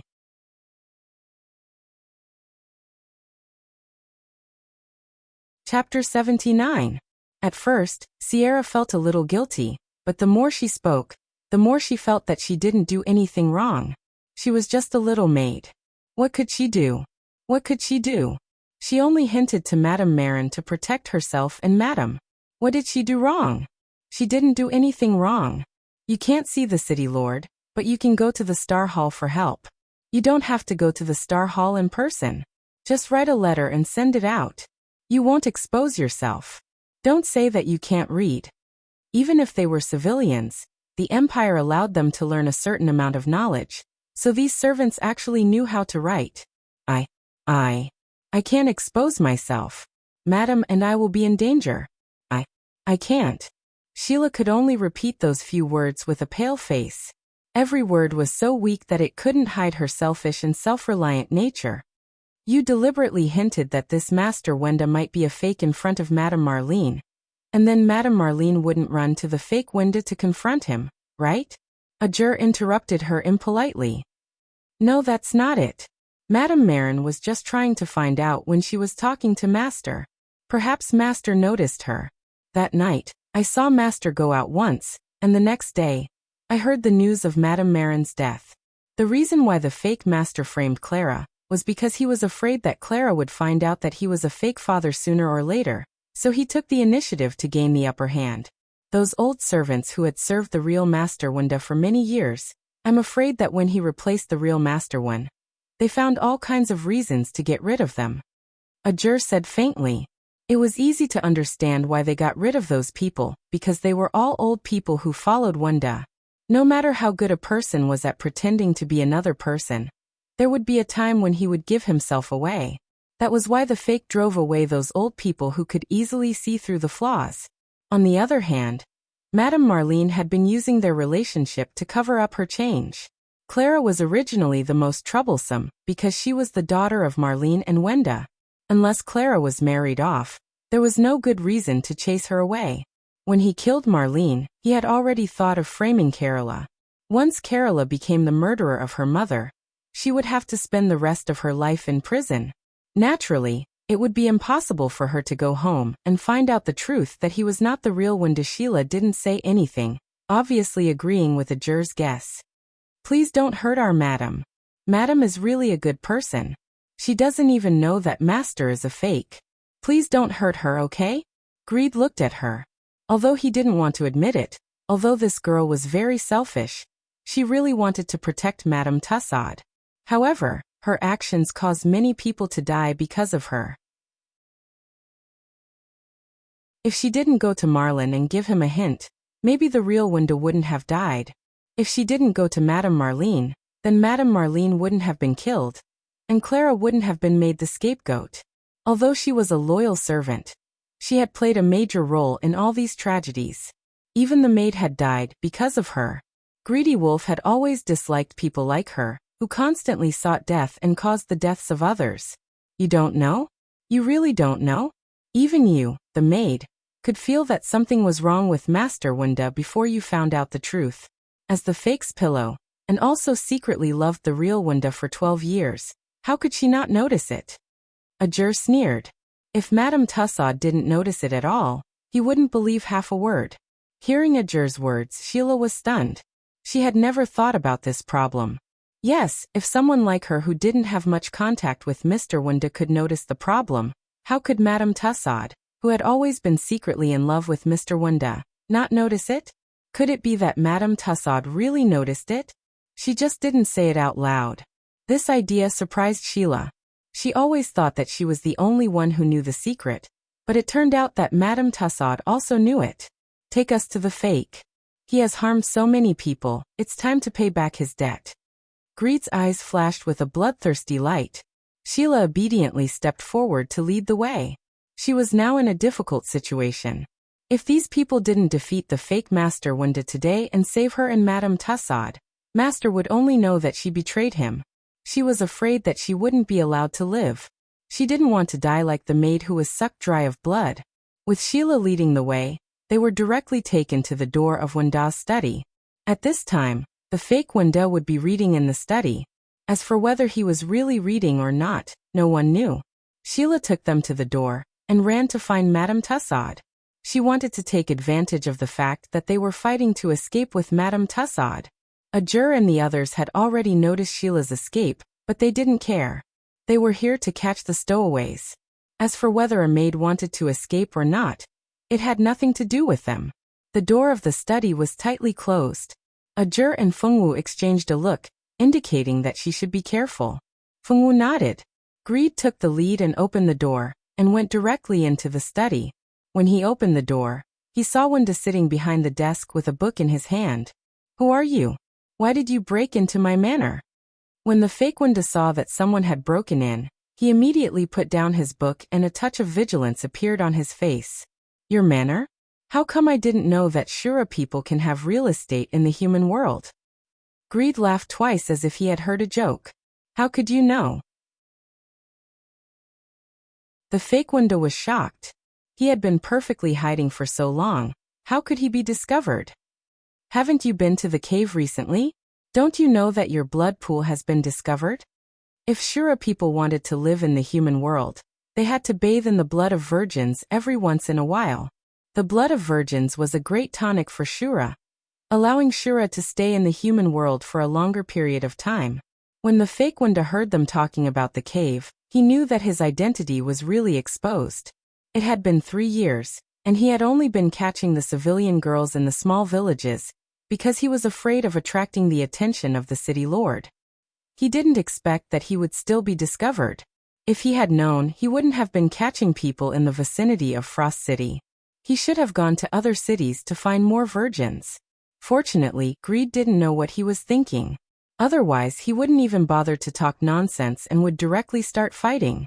The fake Wenda's face was livid. I know that the two of you are here to investigate the truth of Marlene's case. How much money can Clara give you? I will give you 10 times.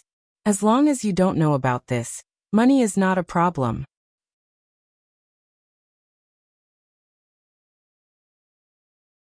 Chapter 80. The fake Wenda still recognized the identity of Ajur and Fengwu.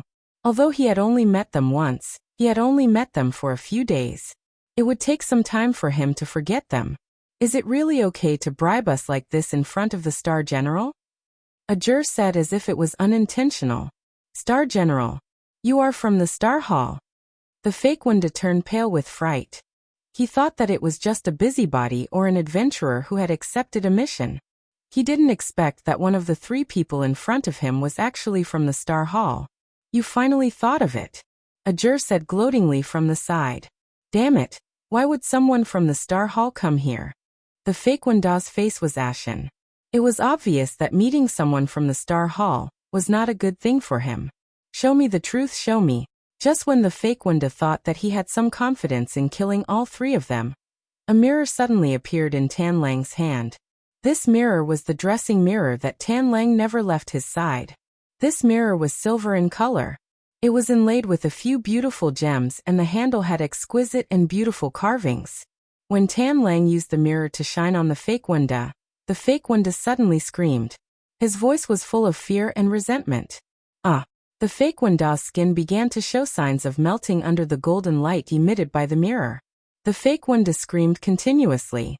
After a few minutes, the skin that belonged to Wenda finally turned into smoke and disappeared from this world. The Shura clan really specializes in handsome men and beautiful women. This face is much more handsome than Wenda's skin. It was also the first time that Ajur saw a real Shura. The legends about the Shura clan were all about how beautiful and handsome they were and how cruel and bloodthirsty they were. He had seen how cruel and bloodthirsty they were, and he had also seen how handsome the Shura clan was. Although I don't know what your name is, the human world is not a place where the Shura clan should stay. Come with me. Tan Lang held the mirror handle, and when he spoke, he was guarding against the other party's counterattack. Come with you. In your dreams. I want to see how powerful the Star Hall's Star Generals are, and whether or not they can catch me. Without the human skin draped over his body, the Shura who was impersonating Wenda unleashed all of his power. Blood and chi filled the entire study room. And within the blood and chi, there was an unconcealable killing intent. The blood chi in the room was getting thicker and thicker. Fengwu and the other 2's vision turned into a blood-red color. They couldn't see anything else. Kill. Blood soul kill. The blood mist that filled the sky turned into blood men. These blood men held swords made of blood and rushed towards Greed and the others. The bloody men had no thoughts and no sense of pain. They were just puppets with only killing in their hearts. Ha ha ha ha. Let's see how you're going to break this blood soul. The Shura stood to the side with a smug look on his face. He seemed to be very confident in the blood soul he had conjured. It's actually the blood soul kill. Unfortunately, you met me. Greed smiled coldly and dodged the blood soul's attack. Fengwu and Ajur were also attacking the blood soul. This blood soul was made of blood and couldn't have a physical form. Therefore, Ajur and the others' attacks were destined to be ineffective. Fengwu used her small sword to slash at the blood soul. Although the blood soul scattered, it quickly gathered together and continued to attack. Ajur's magic attacks were also not very useful. Although he could make the blood soul's color fade a little, he still needed to attack a few times before he could destroy the blood soul. Purification, holy light illumination. Following Greed's incantation, the silver in his hand once again shot out a silver light. Under the illumination of this silver light, the blood souls in the room disappeared. That mirror can actually purify the blood soul. The Shura looked at Greed in disbelief. His gaze was as if he couldn't wait to snatch the mirror from Greed's hand and smash it into pieces. Binding curse imprison him. Greed put away the mirror in his hand and formed a seal with both hands. Rays of red light drilled out from the ground and began to wrap around the Shura. Very quickly, the light turned into a cage and trapped the Shura inside. The Shura kept using his bare hands to slap the cage made of light, but he didn't succeed. Although the Shura couldn't break the cage in one hit, the cage kept shaking as if it would shatter in the next second. In order to stabilize this magic, Greed began to form seals with both hands. The cage that imprisoned the Shura became smaller and smaller, and the Shura's struggles became weaker and weaker. "No, you guys let him go." As a terrified voice entered his ears, Greed felt a pain in his back. Naturally, the magic was interrupted and he couldn't continue. The imprisoned Shura finally broke free from the magic cage. Dusha. The Shura affectionately called out his lover's name. "Hurry up and leave. Don't let them catch you. Hurry up and leave." After Madame Dusha stabbed Greed in the back, she flew over and tightly held onto Fengwu and Ajur. She only wanted to fight for a chance for her beloved to escape. "I will come back for you, Dusha." The Shura took one last look at Madame Dusha and flew out the window. "Don't even think about leaving." Greed, who had already been stabbed, was very glad that Madame Dusha was just an ordinary woman. She didn't practice doqi and didn't know any magic.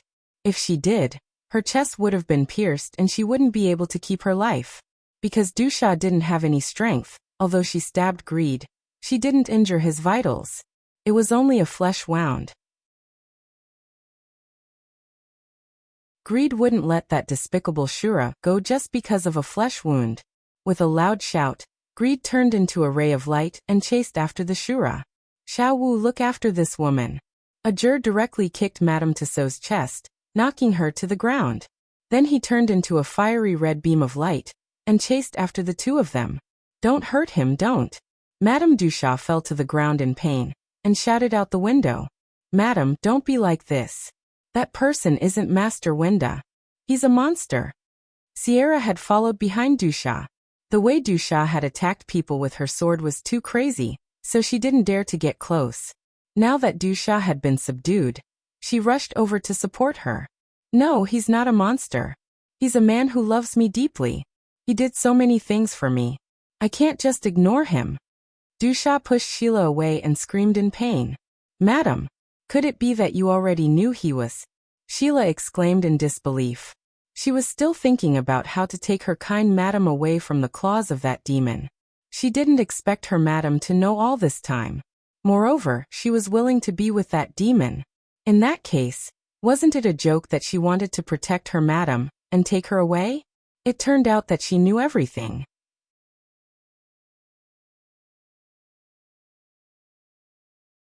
Chapter 81.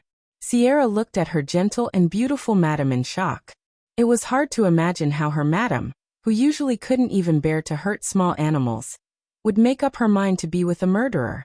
She suddenly realized that perhaps she had never understood her madam.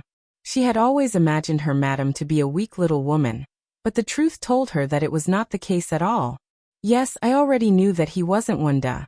I didn't know at first, but later, as we got together, I gradually realized that they were not the same person. He also knew that I found out that he was a fake Wenda, but he didn't kill me. Instead, he was deeply in love with me. In order to be with me, he killed a lot of people, even Wenda. He really loves me. I can't find anyone else in this world who loves me as much as he does. But he is a bad person, he is a murderer," Sierra shouted. This was the first time she had shouted at her madam. "What does it matter? He loves me so much. Everything he did was for love. We just love each other. What's wrong with that? What's wrong with us? Love is innocent." Dusha behaved like a woman who was willing to sacrifice everything for love. For her love, she was willing to sacrifice everything. "You are wrong. Your love is too selfish. Such a selfish love really tarnishes the word love." Pierre was followed by the city's army. A large group of soldiers rushed into the manor, and the fallen Dusha and maid Sierra were quickly surrounded. "Xiao Wu, sorry for being late." Pierre just coldly looked at the master and maid on the ground. His eyes were cold, and then turned to look at Fengwu. His eyes were as warm as spring. "Yes." Fengwu nodded and then walked to Dusha. "Wenda asked me to tell you that the thing he regretted most in his life was saving you. Wenda is already dead. Don't play tricks here." Dusha was shocked at first, then she stared at Fengwu and shouted. She thought that Fengwu was deliberately scaring her. Fengwu was not in a good mood to scare Du Sha. What she said was true. Wen Da's soul had been wandering around the manor. Do you want to see him? Fengwu sees that she does not believe, and feels that it is necessary to prove his words. How could she prove it? Of course, it was to let the other party see Wen Da's undead with their own eyes. However, she really didn't know how to see the undead. If this madam really wants to see him, I have a way. An old man in a white magic robe appeared among the soldiers. This old man was none other than the necromancer who served the city lord's mansion. The old man took out a bottle of potion from his interspatial ring and sprayed it at the eyes of the two girls. Sheila and Du Sha were ordinary people. How could they hide from a magician? After being sprayed by the unknown potion, the world in their eyes was still the same world, but they could see that not far from them, there was a soul covered in blood. This soul was very familiar. It was Wen Da's soul. From his soul, one could see how miserable his death was. He was covered in blood, flowing from head to toe. His clothes seemed to be soaked in blood. His eyes were wide open, and he looked very terrible. Ghost! Ghost! Du Sha and Sheila screamed in fear. Their faces were pale, and their bodies were trembling. Mr. Wen Da, is it really you? It was not only Du Sha and Sheila who sprayed the potion, but also Pierre. Pierre voluntarily sprayed the potion. He wanted to see Mr. Wen Da, a very good elder in his memory. Tonight's action, Tan Lang naturally told the city lord's mansion. The city lord's mansion sent soldiers, mages and sword masters to help Tan Lang. The city lord had sent out many masters, and Greedy Wolf had also used a special method to tell what had happened in the manor to the people guarding outside. After Greedy Wolf and Ajur chased out, the people sent by the city lord naturally rushed in to capture the woman who dared to protect the Shura and hurt the Greedy Wolf star. Pierre, it's been a long time. Is my Clara all right? Wen Da was a gentle man. What he was most worried about was his daughter. As an undead, he knew that his daughter was imprisoned, but he couldn't do anything about it. He could only be trapped in this manner, unable to take a single step out. Clara is all right. Now that the identity of the Shura has been proven, Clara will be released soon. Pierre saw that the elder who had always been good to him had become like this. How could he not be sad? He didn't want Wen Da to see his sadness, so he could only try his best to hide it carefully. Are you really brother Wen Da? Du Sha couldn't believe it. She always knew that Wen Da was dead, but she never dreamed that there would be such a thing as a soul after death. Moreover, Wen Da's soul had never left. Du Sha, if I could turn back time, I really wouldn't want to have anything to do with you. Never in my wildest dreams would I have thought that my family's tragedy would actually be because of you. Wen Da's soul laughed bitterly. That bitter laugh made one's heart ache. No, it's not because of me. It has nothing to do with me. Du Sha shook her head desperately. She was panicked and scared. Sheila had been hiding behind Du Sha, not daring to say a word. She had already been scared silly. It's not you. You still don't want to admit it. If you didn't tell the Shura that Marlene might have discovered something, the Shura wouldn't have killed Marlene. You didn't want to live with my daughter, and you were afraid that she would find out the truth and disturb your happiness, so you complained to the Shura from time to time. That's why the Shura wanted to kill my daughter and framed her with Marlene's matter. I saw all this clearly. You really disappointed me. I really shouldn't have saved you. I let the wolf into the house. I harmed Marlene, Clara, and myself. Wen Da's soul shouted loudly. His face full of blood looked even more frightening. No, I didn't ask him to kill anyone. That's not what I want. My wish is very simple. I just want to live a happy life with the people who love me. Why can't anyone fulfill such a simple wish? Why? Du Sha cried. Her voice was full of complaints about the unfairness of fate and endless grievances. Du Sha's complaints and cries made everyone present once again see this woman's selfishness and coldness. Wen Da had saved her family, but she turned around and caused her benefactor's family to be ruined. Now, she was actually here crying and asking why others didn't help her.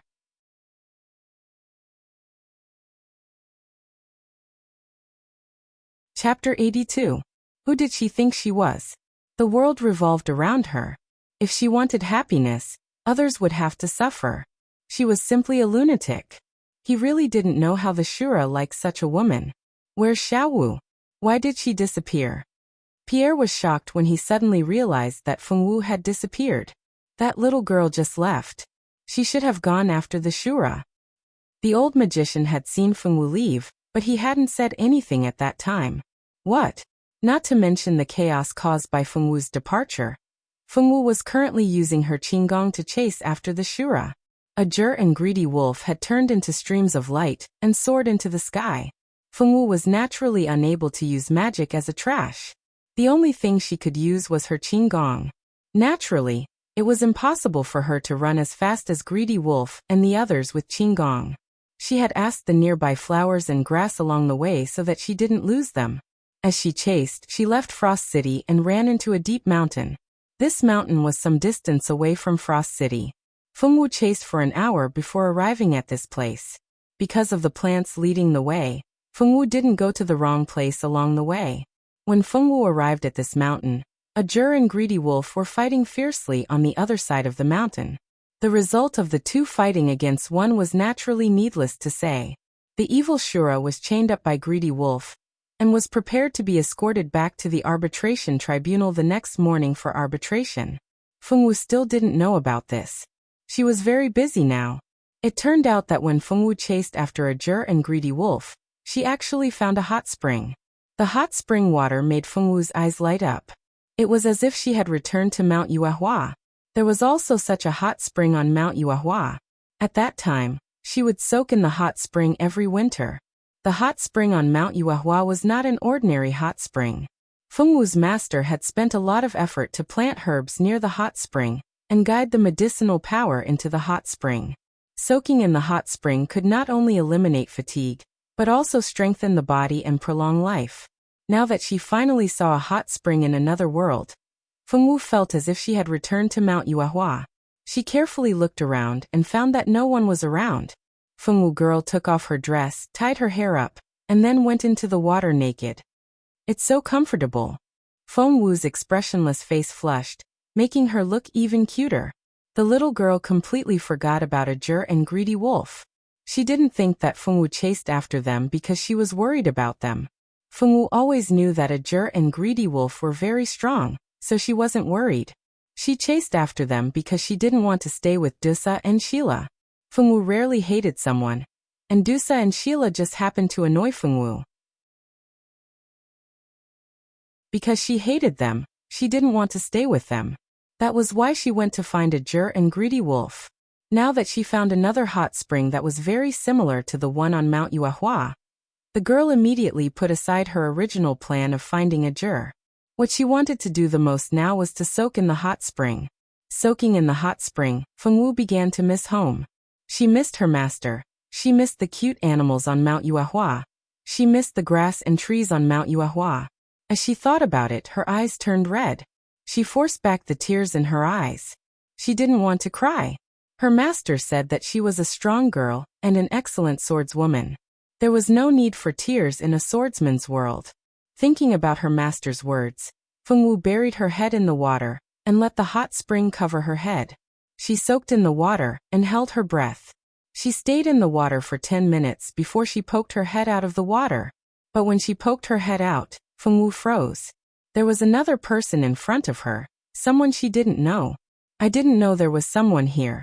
I'm sorry, I'll leave now. The young man wanted to take a good bath, but he didn't expect to see someone in the water. It was a little girl. The young man's face turned red. Although there were many girls who liked him, he had never been close to any of them. Now that he was bathing with a girl he didn't know, the young man was embarrassed. The young man's white face was red. He didn't know if it was because he was shy or because he was soaking in the hot spring. He walked to the edge of the hot spring in a panic. Just as he was about to put on his clothes, he realized that the girl was staring at him without blinking. Can you turn around or close your eyes? I need to put on my clothes. If the girl's eyes weren't as clean as the holy spring water, the young man would have thought that he had met a female pervert. Fengwu stared at the young man for a while. He didn't know what she was thinking. Suddenly, she raised her hand and splashed a large amount of water at the young man. The young man reflexively covered his eyes with his hands. At this moment, Fengwu directly activated her internal energy and jumped out of the water. With a wave of her small hand, the clothes on the shore automatically flew over and covered Fengwu's body. By the time the young man put down his hand, Fengwu had already put on her clothes and flew to the shore. You can continue soaking. I'm done. The girl looked at the young man who was still soaking in the water with half of his chest exposed. The young man's body seemed to emit a pure light under the moonlight. His skin was faintly red because he had soaked in the hot spring. Coupled with the young man's beautiful appearance, it was simply tempting to commit a crime. Ah, thank you. The young man was at a loss. It seemed that it was the first time he had encountered such a situation. Under normal circumstances, it would be the boys who took the initiative to retreat in such a situation. However, today the girl gave in to him. This feeling was really strange. Is there anything else? The young man thought that the black-haired girl in front of him would leave after speaking. Bai Jing and the others were in an awkward situation. However, it seemed that he was the only one who felt awkward. To the young man's surprise, Fengwu did not leave after saying those words. Instead, she walked up to him and stared unblinkingly at the young man who was still half submerged in the water with her large, black eyes. Please marry me. The girl looked at the young man in front of her with a serious face. What she said made the young man stunned. If the girl looked at him with a shy or admiring face and said these words, he would think that the girl had fallen in love with him at first sight. However, the girl in front of him didn't look shy, nervous or afraid of being rejected. Her eyes were very calm and serious. If it wasn't for her serious eyes, he would really think that he was being teased. Bang! With a sound, a fiery red figure fell directly from the sky and broke the trunk of a tree.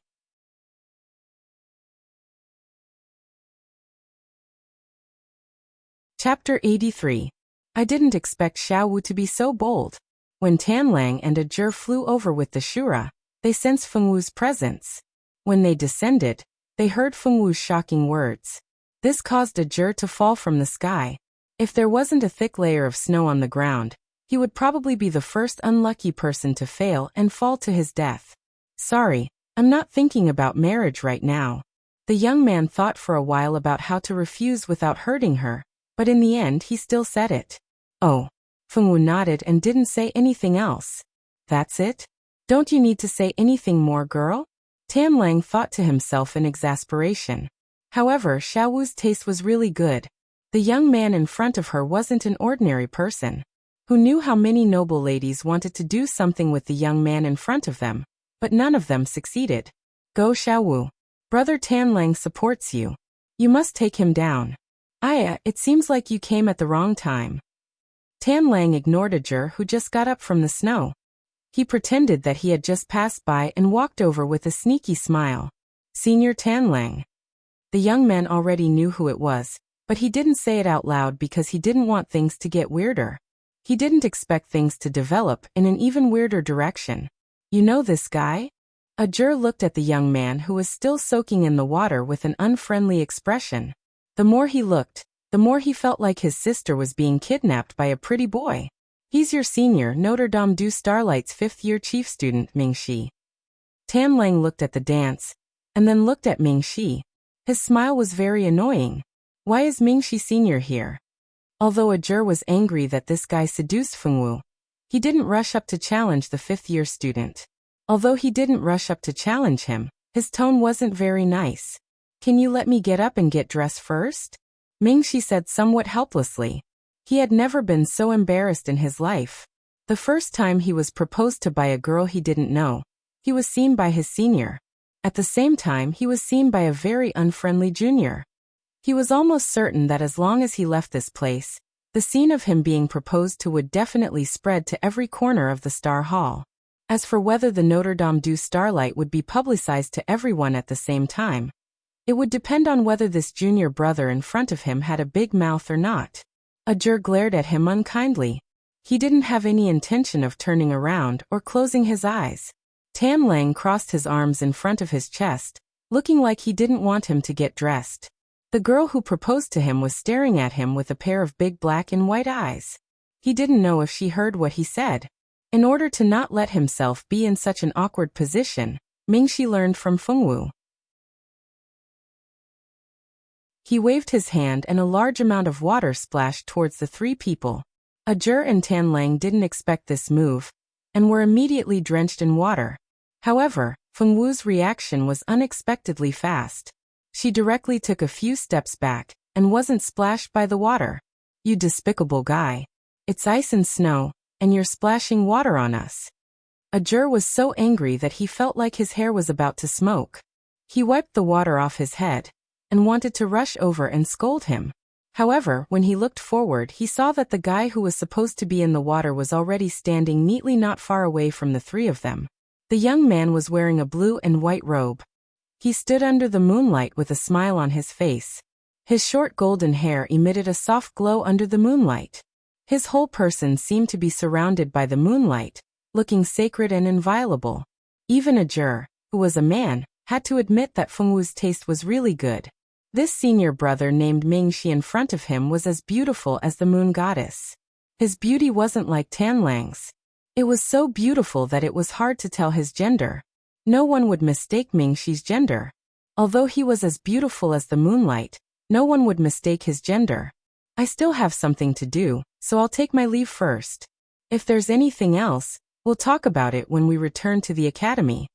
After saying that, a golden light rushed into the sky and disappeared.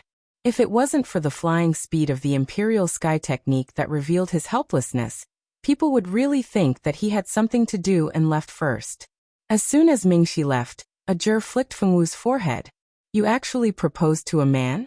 You're still so young. Why are you proposing to such a young girl?" Fengwu covered her forehead with grievance. "I'm not young anymore. I'm already the mother of a baby." "That makes sense. I actually have nothing to say." This was a sentence that directly appeared in Ajur's mind. "Cough, Xiaowu, you can't judge a person by his appearance. You have to look at his inner self, okay? What if he's a bad person? Wouldn't your life be ruined? You have to know that a woman's marriage is like a second reincarnation. If you don't choose the right husband, you'll cry for the rest of your life." Tanlang also talked about life with Fengwu in the manner of a life mentor. "Is Senior Mingxi a bad person?" Fengwu blinked and asked. No." Although she wanted to say yes, that guy seemed to be a good husband candidate. He didn't smoke, gamble, or play with women. He was simply one of the best. "Then it proves that Xiaowu didn't choose the wrong one," Fengwu said to Tanlang seriously. Tanlang was speechless. For the first time Tanlang, was unable to say a word. Fengwu and Ajur returned to Pierre's small hotel. The next day the two, together with Tanlang, brought the Shura to submit the mission. After confirming that the mission was completed, Clara was also acquitted and successfully reunited with Pierre. Mr. Wenda was sent to reincarnate by the necromancer, and Liddy chose the path of spiritual cultivation. The necromancer of the city lord's mansion was very good.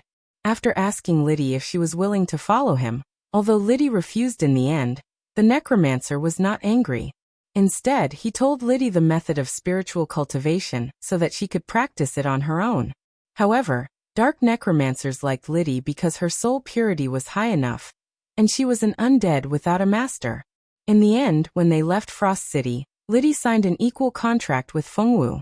Fengwu had always been simple-minded and would not use the undead to do bad things, while Liddy did not like to be restrained. Although the two had signed a contract, it did not restrict each other in any way. The matter of Frost City was settled. Fengwu and Ajur had no interest in the sacred beast egg, or the tomb of the ancient magician. The two just wanted to return to Central City as soon as possible. When they returned to Central City this time, 3 people and 1 spirit traveled together. Because Liddy had signed a contract with Fengwu, she could already enter Fengwu's spiritual space.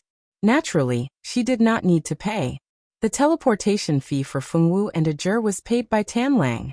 Just like Ajur said, this guy was so poor that he only had money left.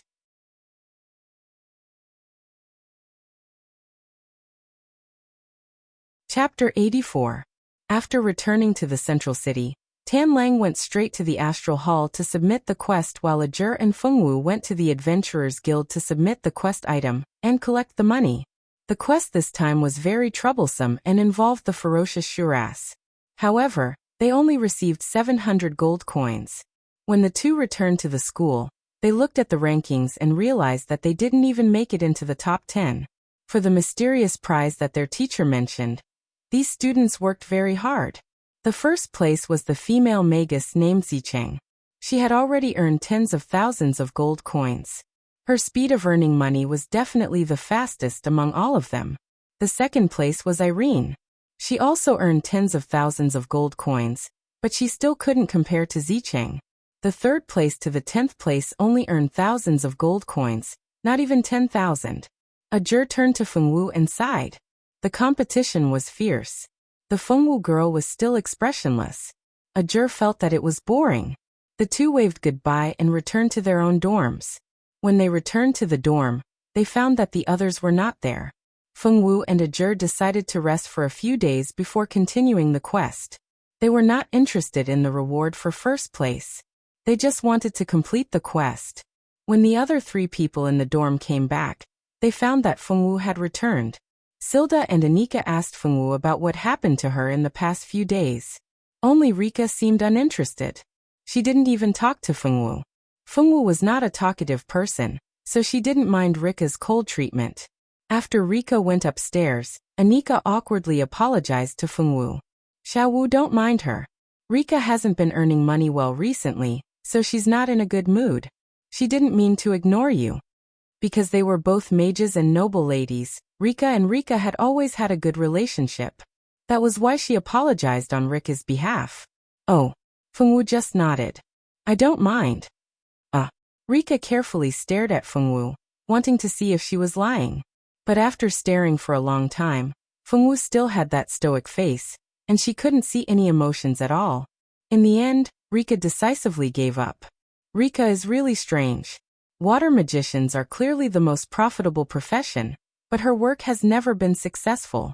I really don't understand what she's trying to do. Selder had always been a straightforward person, so he couldn't stand Rika's spoiled temper. She's just not used to it yet. Annika found an excuse for Rika. Not used to it. What's there to not used to it? She's not the only noble lady in the entire school. Everyone else is doing well, and she's the only one who can't put down her airs. Does she think she's a princess? Every time her work doesn't go well, she puts on a sour face in the dorm, and when she's outside, she acts like she's been wronged. Do you know? One day, one of my teammates even asked me if someone in our dorm was bullying Rika. At that time I was so angry. It was so annoying. Selder's personality had always been carefree. If it weren't for the fact that he couldn't stand it, he wouldn't have said that. Rika didn't do it on purpose. Annika didn't know what to say. She also knew that Rika and Selder's relationship had always been superficial. If she didn't do it on purpose, then I really don't know if someone would come running to teach me a lesson and accuse me of trying to murder her. Xiaowu, you have to be more careful in the future. Don't fall into someone's trap. In short, someone doesn't even need to say a word to harm others. Just a look is enough to make them suffer. Selder had been feeling depressed for a long time. Usually, only the three of them were in the dorm, and Annika and Rika had a good relationship. Even if she was an idiot, she wouldn't talk to Annika about this. Now that Fengwu was back, Selder finally felt like she had found an ally. Annika looked at the second floor and sighed. Fortunately, Rika didn't hear it.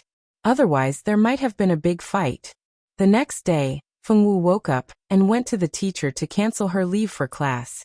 Mr. James asked her about her experience in accepting missions during her leave. Fengwu honestly recounted everything that had happened in the past few days. Fengwu wasn't a qualified storyteller. She only knew how to tell the story in detail and didn't use any adjectives. Although Fengwu didn't use any fancy words, just by hearing the word Shura, it was obvious that the mission Fengwu did this time wasn't simple. Moreover, she even met one of the 28-star generals, the Greedy Wolf Star. The past few days were really quite exciting. After successfully canceling her leave for class, Fengwu returned to class. Although the students in the class were busy earning money and doing missions, they had to be present during class every day. Except for those who went out for missions, everyone in the class was present. The first lesson was general history of the mainland. This kind of history class was the easiest for students to fall asleep. More than half of the students in the class were about to fall asleep. Feng Wu, on the other hand, was staring at the blackboard in high spirits and didn't move at all. She was so serious that even the teacher was moved. There was a student in this school who respected history so much. What a good kid. When class finally ended, Feng Wu rubbed her eyes. This class wasn't fun at all. It was so tiring. Hey, was general history of the continent interesting? You listened so seriously. A boy with green buzz cut moved his chair next to Feng Wu and asked curiously. It wasn't interesting. Feng Wu answered seriously. Then why did you listen so seriously? The boy rolled his eyes. Shouldn't I pay attention during class? Feng Wu said. This was what the ajur said. He told her what she should do during class, such as paying attention and studying. You're right. The boy was speechless.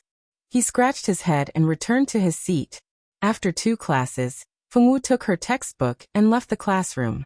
However, when she passed by a small road with less people, she saw a scene. Senior, this is my sincerity. Please accept it. A young girl with a red face held a pink letter and handed it to the boy with both hands. The boy also blushed and accepted the letter with embarrassment. The girl covered her face and ran away shyly. That senior is really lucky. Why haven't I received a girl's love letter before? A sigh sounded behind Feng Wu. Feng Wu turned around and recognized that it was her classmate. Moreover, this was the boy who spoke to her just now. What is a love letter? Feng Wu tilted her head. It sounded very mysterious.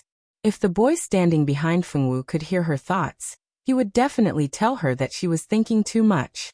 The so-called love letter is a confession letter. It's something to convey your feelings to the person you like. Rubbing his chin, the boy pondered for a moment and explained.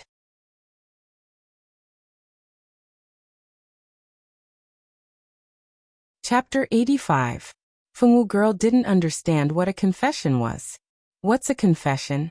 In Feng Wu's world, people were more reserved. Words like confession had never appeared in that world before. It's to tell your feelings to the person you like. That's called a confession. The youth was a little helpless.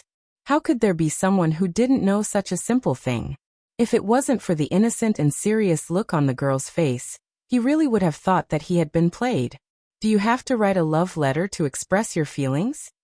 Feng Wu thought of Mingxi. Was it because she didn't write a love letter to him that he didn't want to accept her? The youth was stumped by this question. After thinking for a moment, he said, Not necessarily. But girls are usually more shy. The most common way to express their feelings is to write a love letter. Feng Wu nodded, indicating that she understood. She began to reflect on herself. Was the reason why Senior Ming she didn't accept her because she wasn't reserved enough? Feng Wu, who had never pursued a man before, couldn't figure it out no matter how hard she racked her brains. Right, Mmo Gui? We'll be friends from now on. If there's anything you don't understand, feel free to ask me. The green-haired youth laughed heartily. I'm Feng Wu. Feng Wu introduced herself. I know. Feng Wu lives in the same dorm as that tomboy Silda. Silda already told us. Mo Gui and Silda were on good terms. I'll ask you again, Feng Wu suddenly said. Ask what? Mo Gui couldn't wrap his head around it. Didn't you say that I can ask you if I have any questions in the future? Feng Wu looked at him pitifully. The word liar was clearly written on her originally expressionless face. You're talking about this? Sure, I welcome you to ask me anytime. Mo Gui hurriedly nodded. He was afraid that the little girl in front of him would suddenly burst into tears. If that happened, he would have committed a great sin. Ever since he was young, he had never had the experience of making a girl cry. His older sister often said that a man who could make a woman cry would never be able to marry a wife in this lifetime. Mo Gui thought that he was a good young man, and would definitely not have to worry about a wife in the future. But now that a young girl was about to cry because of him, the young man panicked. You must not cry. The young man advised. As long as you don't cry, even if you become 100,000 wise, I will answer you. I'm not crying. Feng Wu blinked her eyes. Other than her eyes being a little red, she didn't seem to have any tears. Seeing that Fengwu wasn't crying, Mo Gui finally let out a sigh of relief. The two chatted for a bit longer before parting ways. Mo Gui's team still had a mission to complete, so unlike Fengwu and Ajur, they weren't on vacation. After Mo Gui left, Fengwu walked back to the dormitory alone. She happened to bump into Ajur, who had also just finished class. Ajur saw Fengwu and naturally raised his hand to greet her. "Xiao Wu, look at how listless you are. Who bullied you?" He asked this jokingly. He didn't believe that the savage girl would be bullied by anyone. "No one bullied me. I was thinking about something." Fengwu shook her head. "What I want to ask is, what are you thinking about?" Ajur was really curious now. In his eyes, the Fengwu girl was a girl who couldn't be any more innocent. Did this girl also reach the age of being troubled? Do you know how to write a love letter? Fengwu decided to ask her friend for help at a time like this. A love letter? Who are you writing it to? Ajur was shocked. He couldn't believe that this girl was already at the age of writing a love letter. "Senior Mingxi," Fengwu said seriously. "You really want to marry him?" Ajur didn't expect that Fengwu still hadn't given up. After being rejected by Mingxi in front of everyone, Fengwu didn't appear to be sad. He thought that the girl didn't care at all. Who knew that it wasn't that she didn't care, but that she didn't take the rejection to heart at all. She even planned to continue working hard. "I've always been serious." Fengwu wasn't happy. She felt that her character was being doubted. Master had said that no matter what she did, she had to do it seriously. She had always been obedient. How could she not be serious? "Okay, I said the wrong thing. Our Xiaowu has always been a serious and good child." Although these words don't sound good, I still have to tell you that Mingxi's status as a student is very unusual. It's basically impossible for the two of you to be together. It's better to give up on him. You see, there are so many handsome men in our school. I'm sure you can quickly find someone to your liking. Ajur really said this for the sake of Fengwu. Fengwu's status and Mingxi's status really didn't have much of a possibility, unless Mingxi loved her to the point that he couldn't be without her. But as far as he knew, Mingxi wasn't a man who would go crazy for love. Although he seemed to smile warmly at everyone and always had a good temper, in fact, his heart wasn't easy to open to people. He really didn't want Fengwu to be hurt. In his eyes, Fengwu was a rare good girl. The world in her eyes was very clean.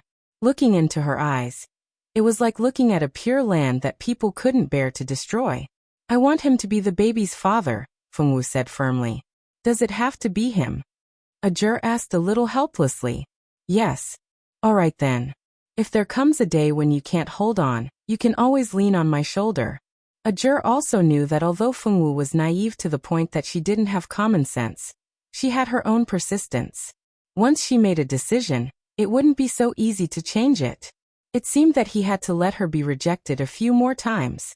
Then, perhaps Fengwu would have no choice but to give up. "How do I write a love letter?" Fengwu didn't forget that she was troubled by this question. The corner of Ajur's mouth twitched. He tried hard to recall the contents of the love letters he had received.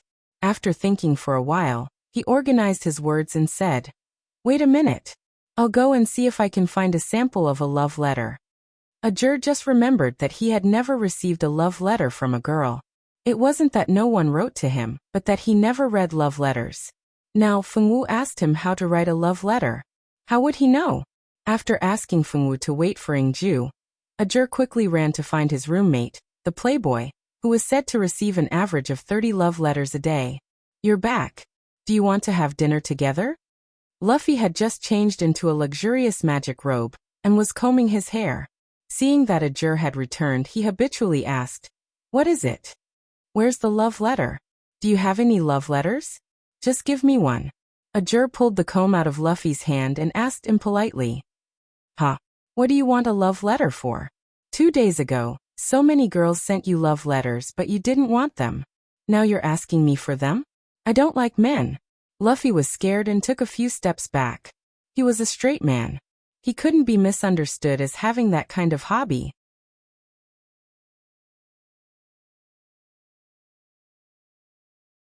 Chapter 86. Don't worry. Even if all the women in the world died, this young master wouldn't fall for a show-off like you. Ajur glared at him disdainfully. Luffy was about to say something when a knock came from the door. Ajur went to open the door and saw a slightly chubby girl standing outside. The girl looked like a new student. She was wearing a mage's uniform and had freckles on her face. Her eyes were a little small and her mouth was a little big. In short, she didn't look like a beautiful girl at all. What's the matter? She was most likely looking for a show-off Luffy. Ever since school started, almost every day, there would be girls coming to Luffy's dormitory to give him love letters, food, or to ask for a date. Every day, the same thing would happen. Luffy, this gigolo, was proud of it, which made the other people in his dormitory want to beat him up. Ajur, please accept my kind intentions. The girl blushed as she handed over the love letter that she had edited more than 10 times with her hands. Love letter. Ajur wanted to refuse, but when he thought of Fengwu who was still waiting for him, he grabbed the love letter in his hand. The originally clean and tidy envelope was wrinkled. However, the girl didn't care about whether the love letter was wrinkled or not. She was now smashed by happiness. Ajur actually accepted her love letter. Accepted her love letter. Accepted her love letter.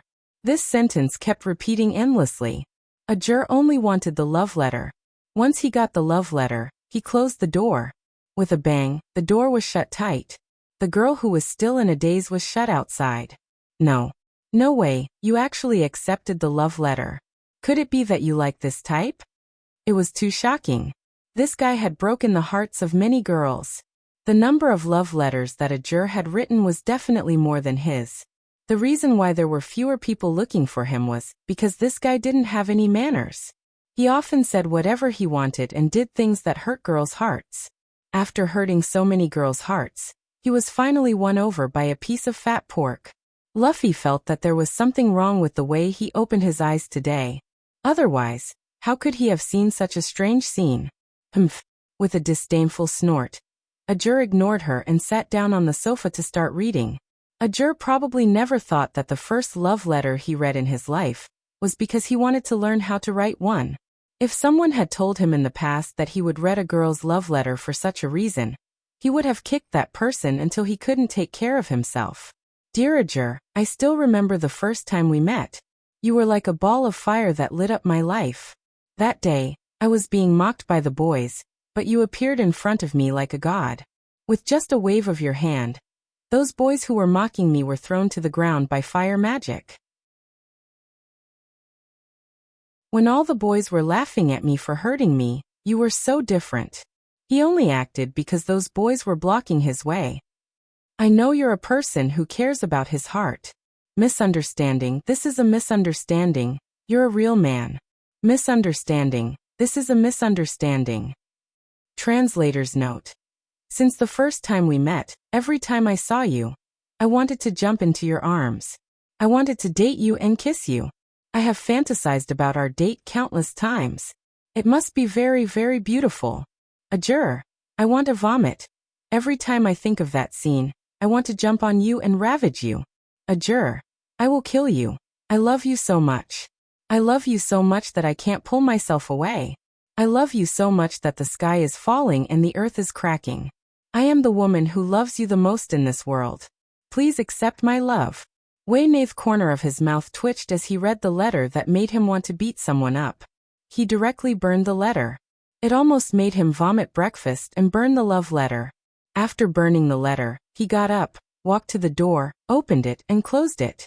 After Ajur left, Luffy came back to his senses. Did this guy like that piece of fat pork? Was he going to go on a date with that piece of fat pork? Luckily, Ajur didn't have time to care about him. Otherwise, he would have let him have a taste of his fireball. Fengwu sat on the bench and saw Ajur running over. Her eyes lit up. Do you know? Fengwu's eyes were so bright that Ajur couldn't bear to look at them. Yes. When writing a love letter, you first have to write the other party's name. Then you have to write the first time you met each other, the reason why you like the other party, and the purpose of writing the love letter. Finally, you have to write your own name. That's it. You can write it like that. Ajur said with a firm expression. He was using Wayna's love letter model. Did this guy think that this was the only way to write a love letter in the world?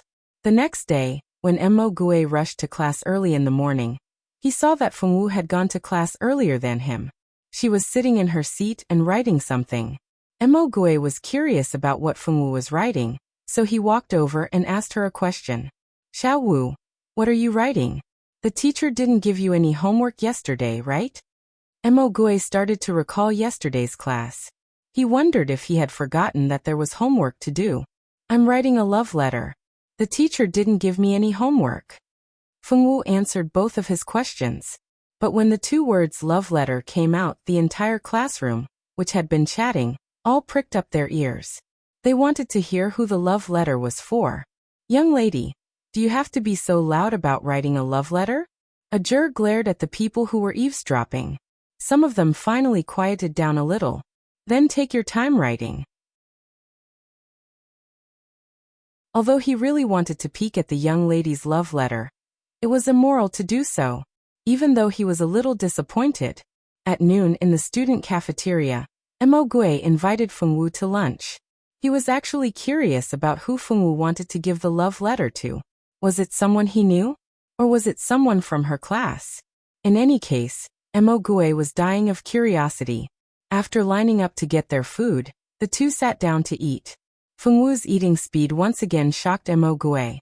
He had only eaten a third of his food, but Fengwu had already finished it. Most importantly, Fengwu's portion was even more than his. What kind of speed was this? Young lady, are you sure you're a girl? Aren't you a man in a girl's skin?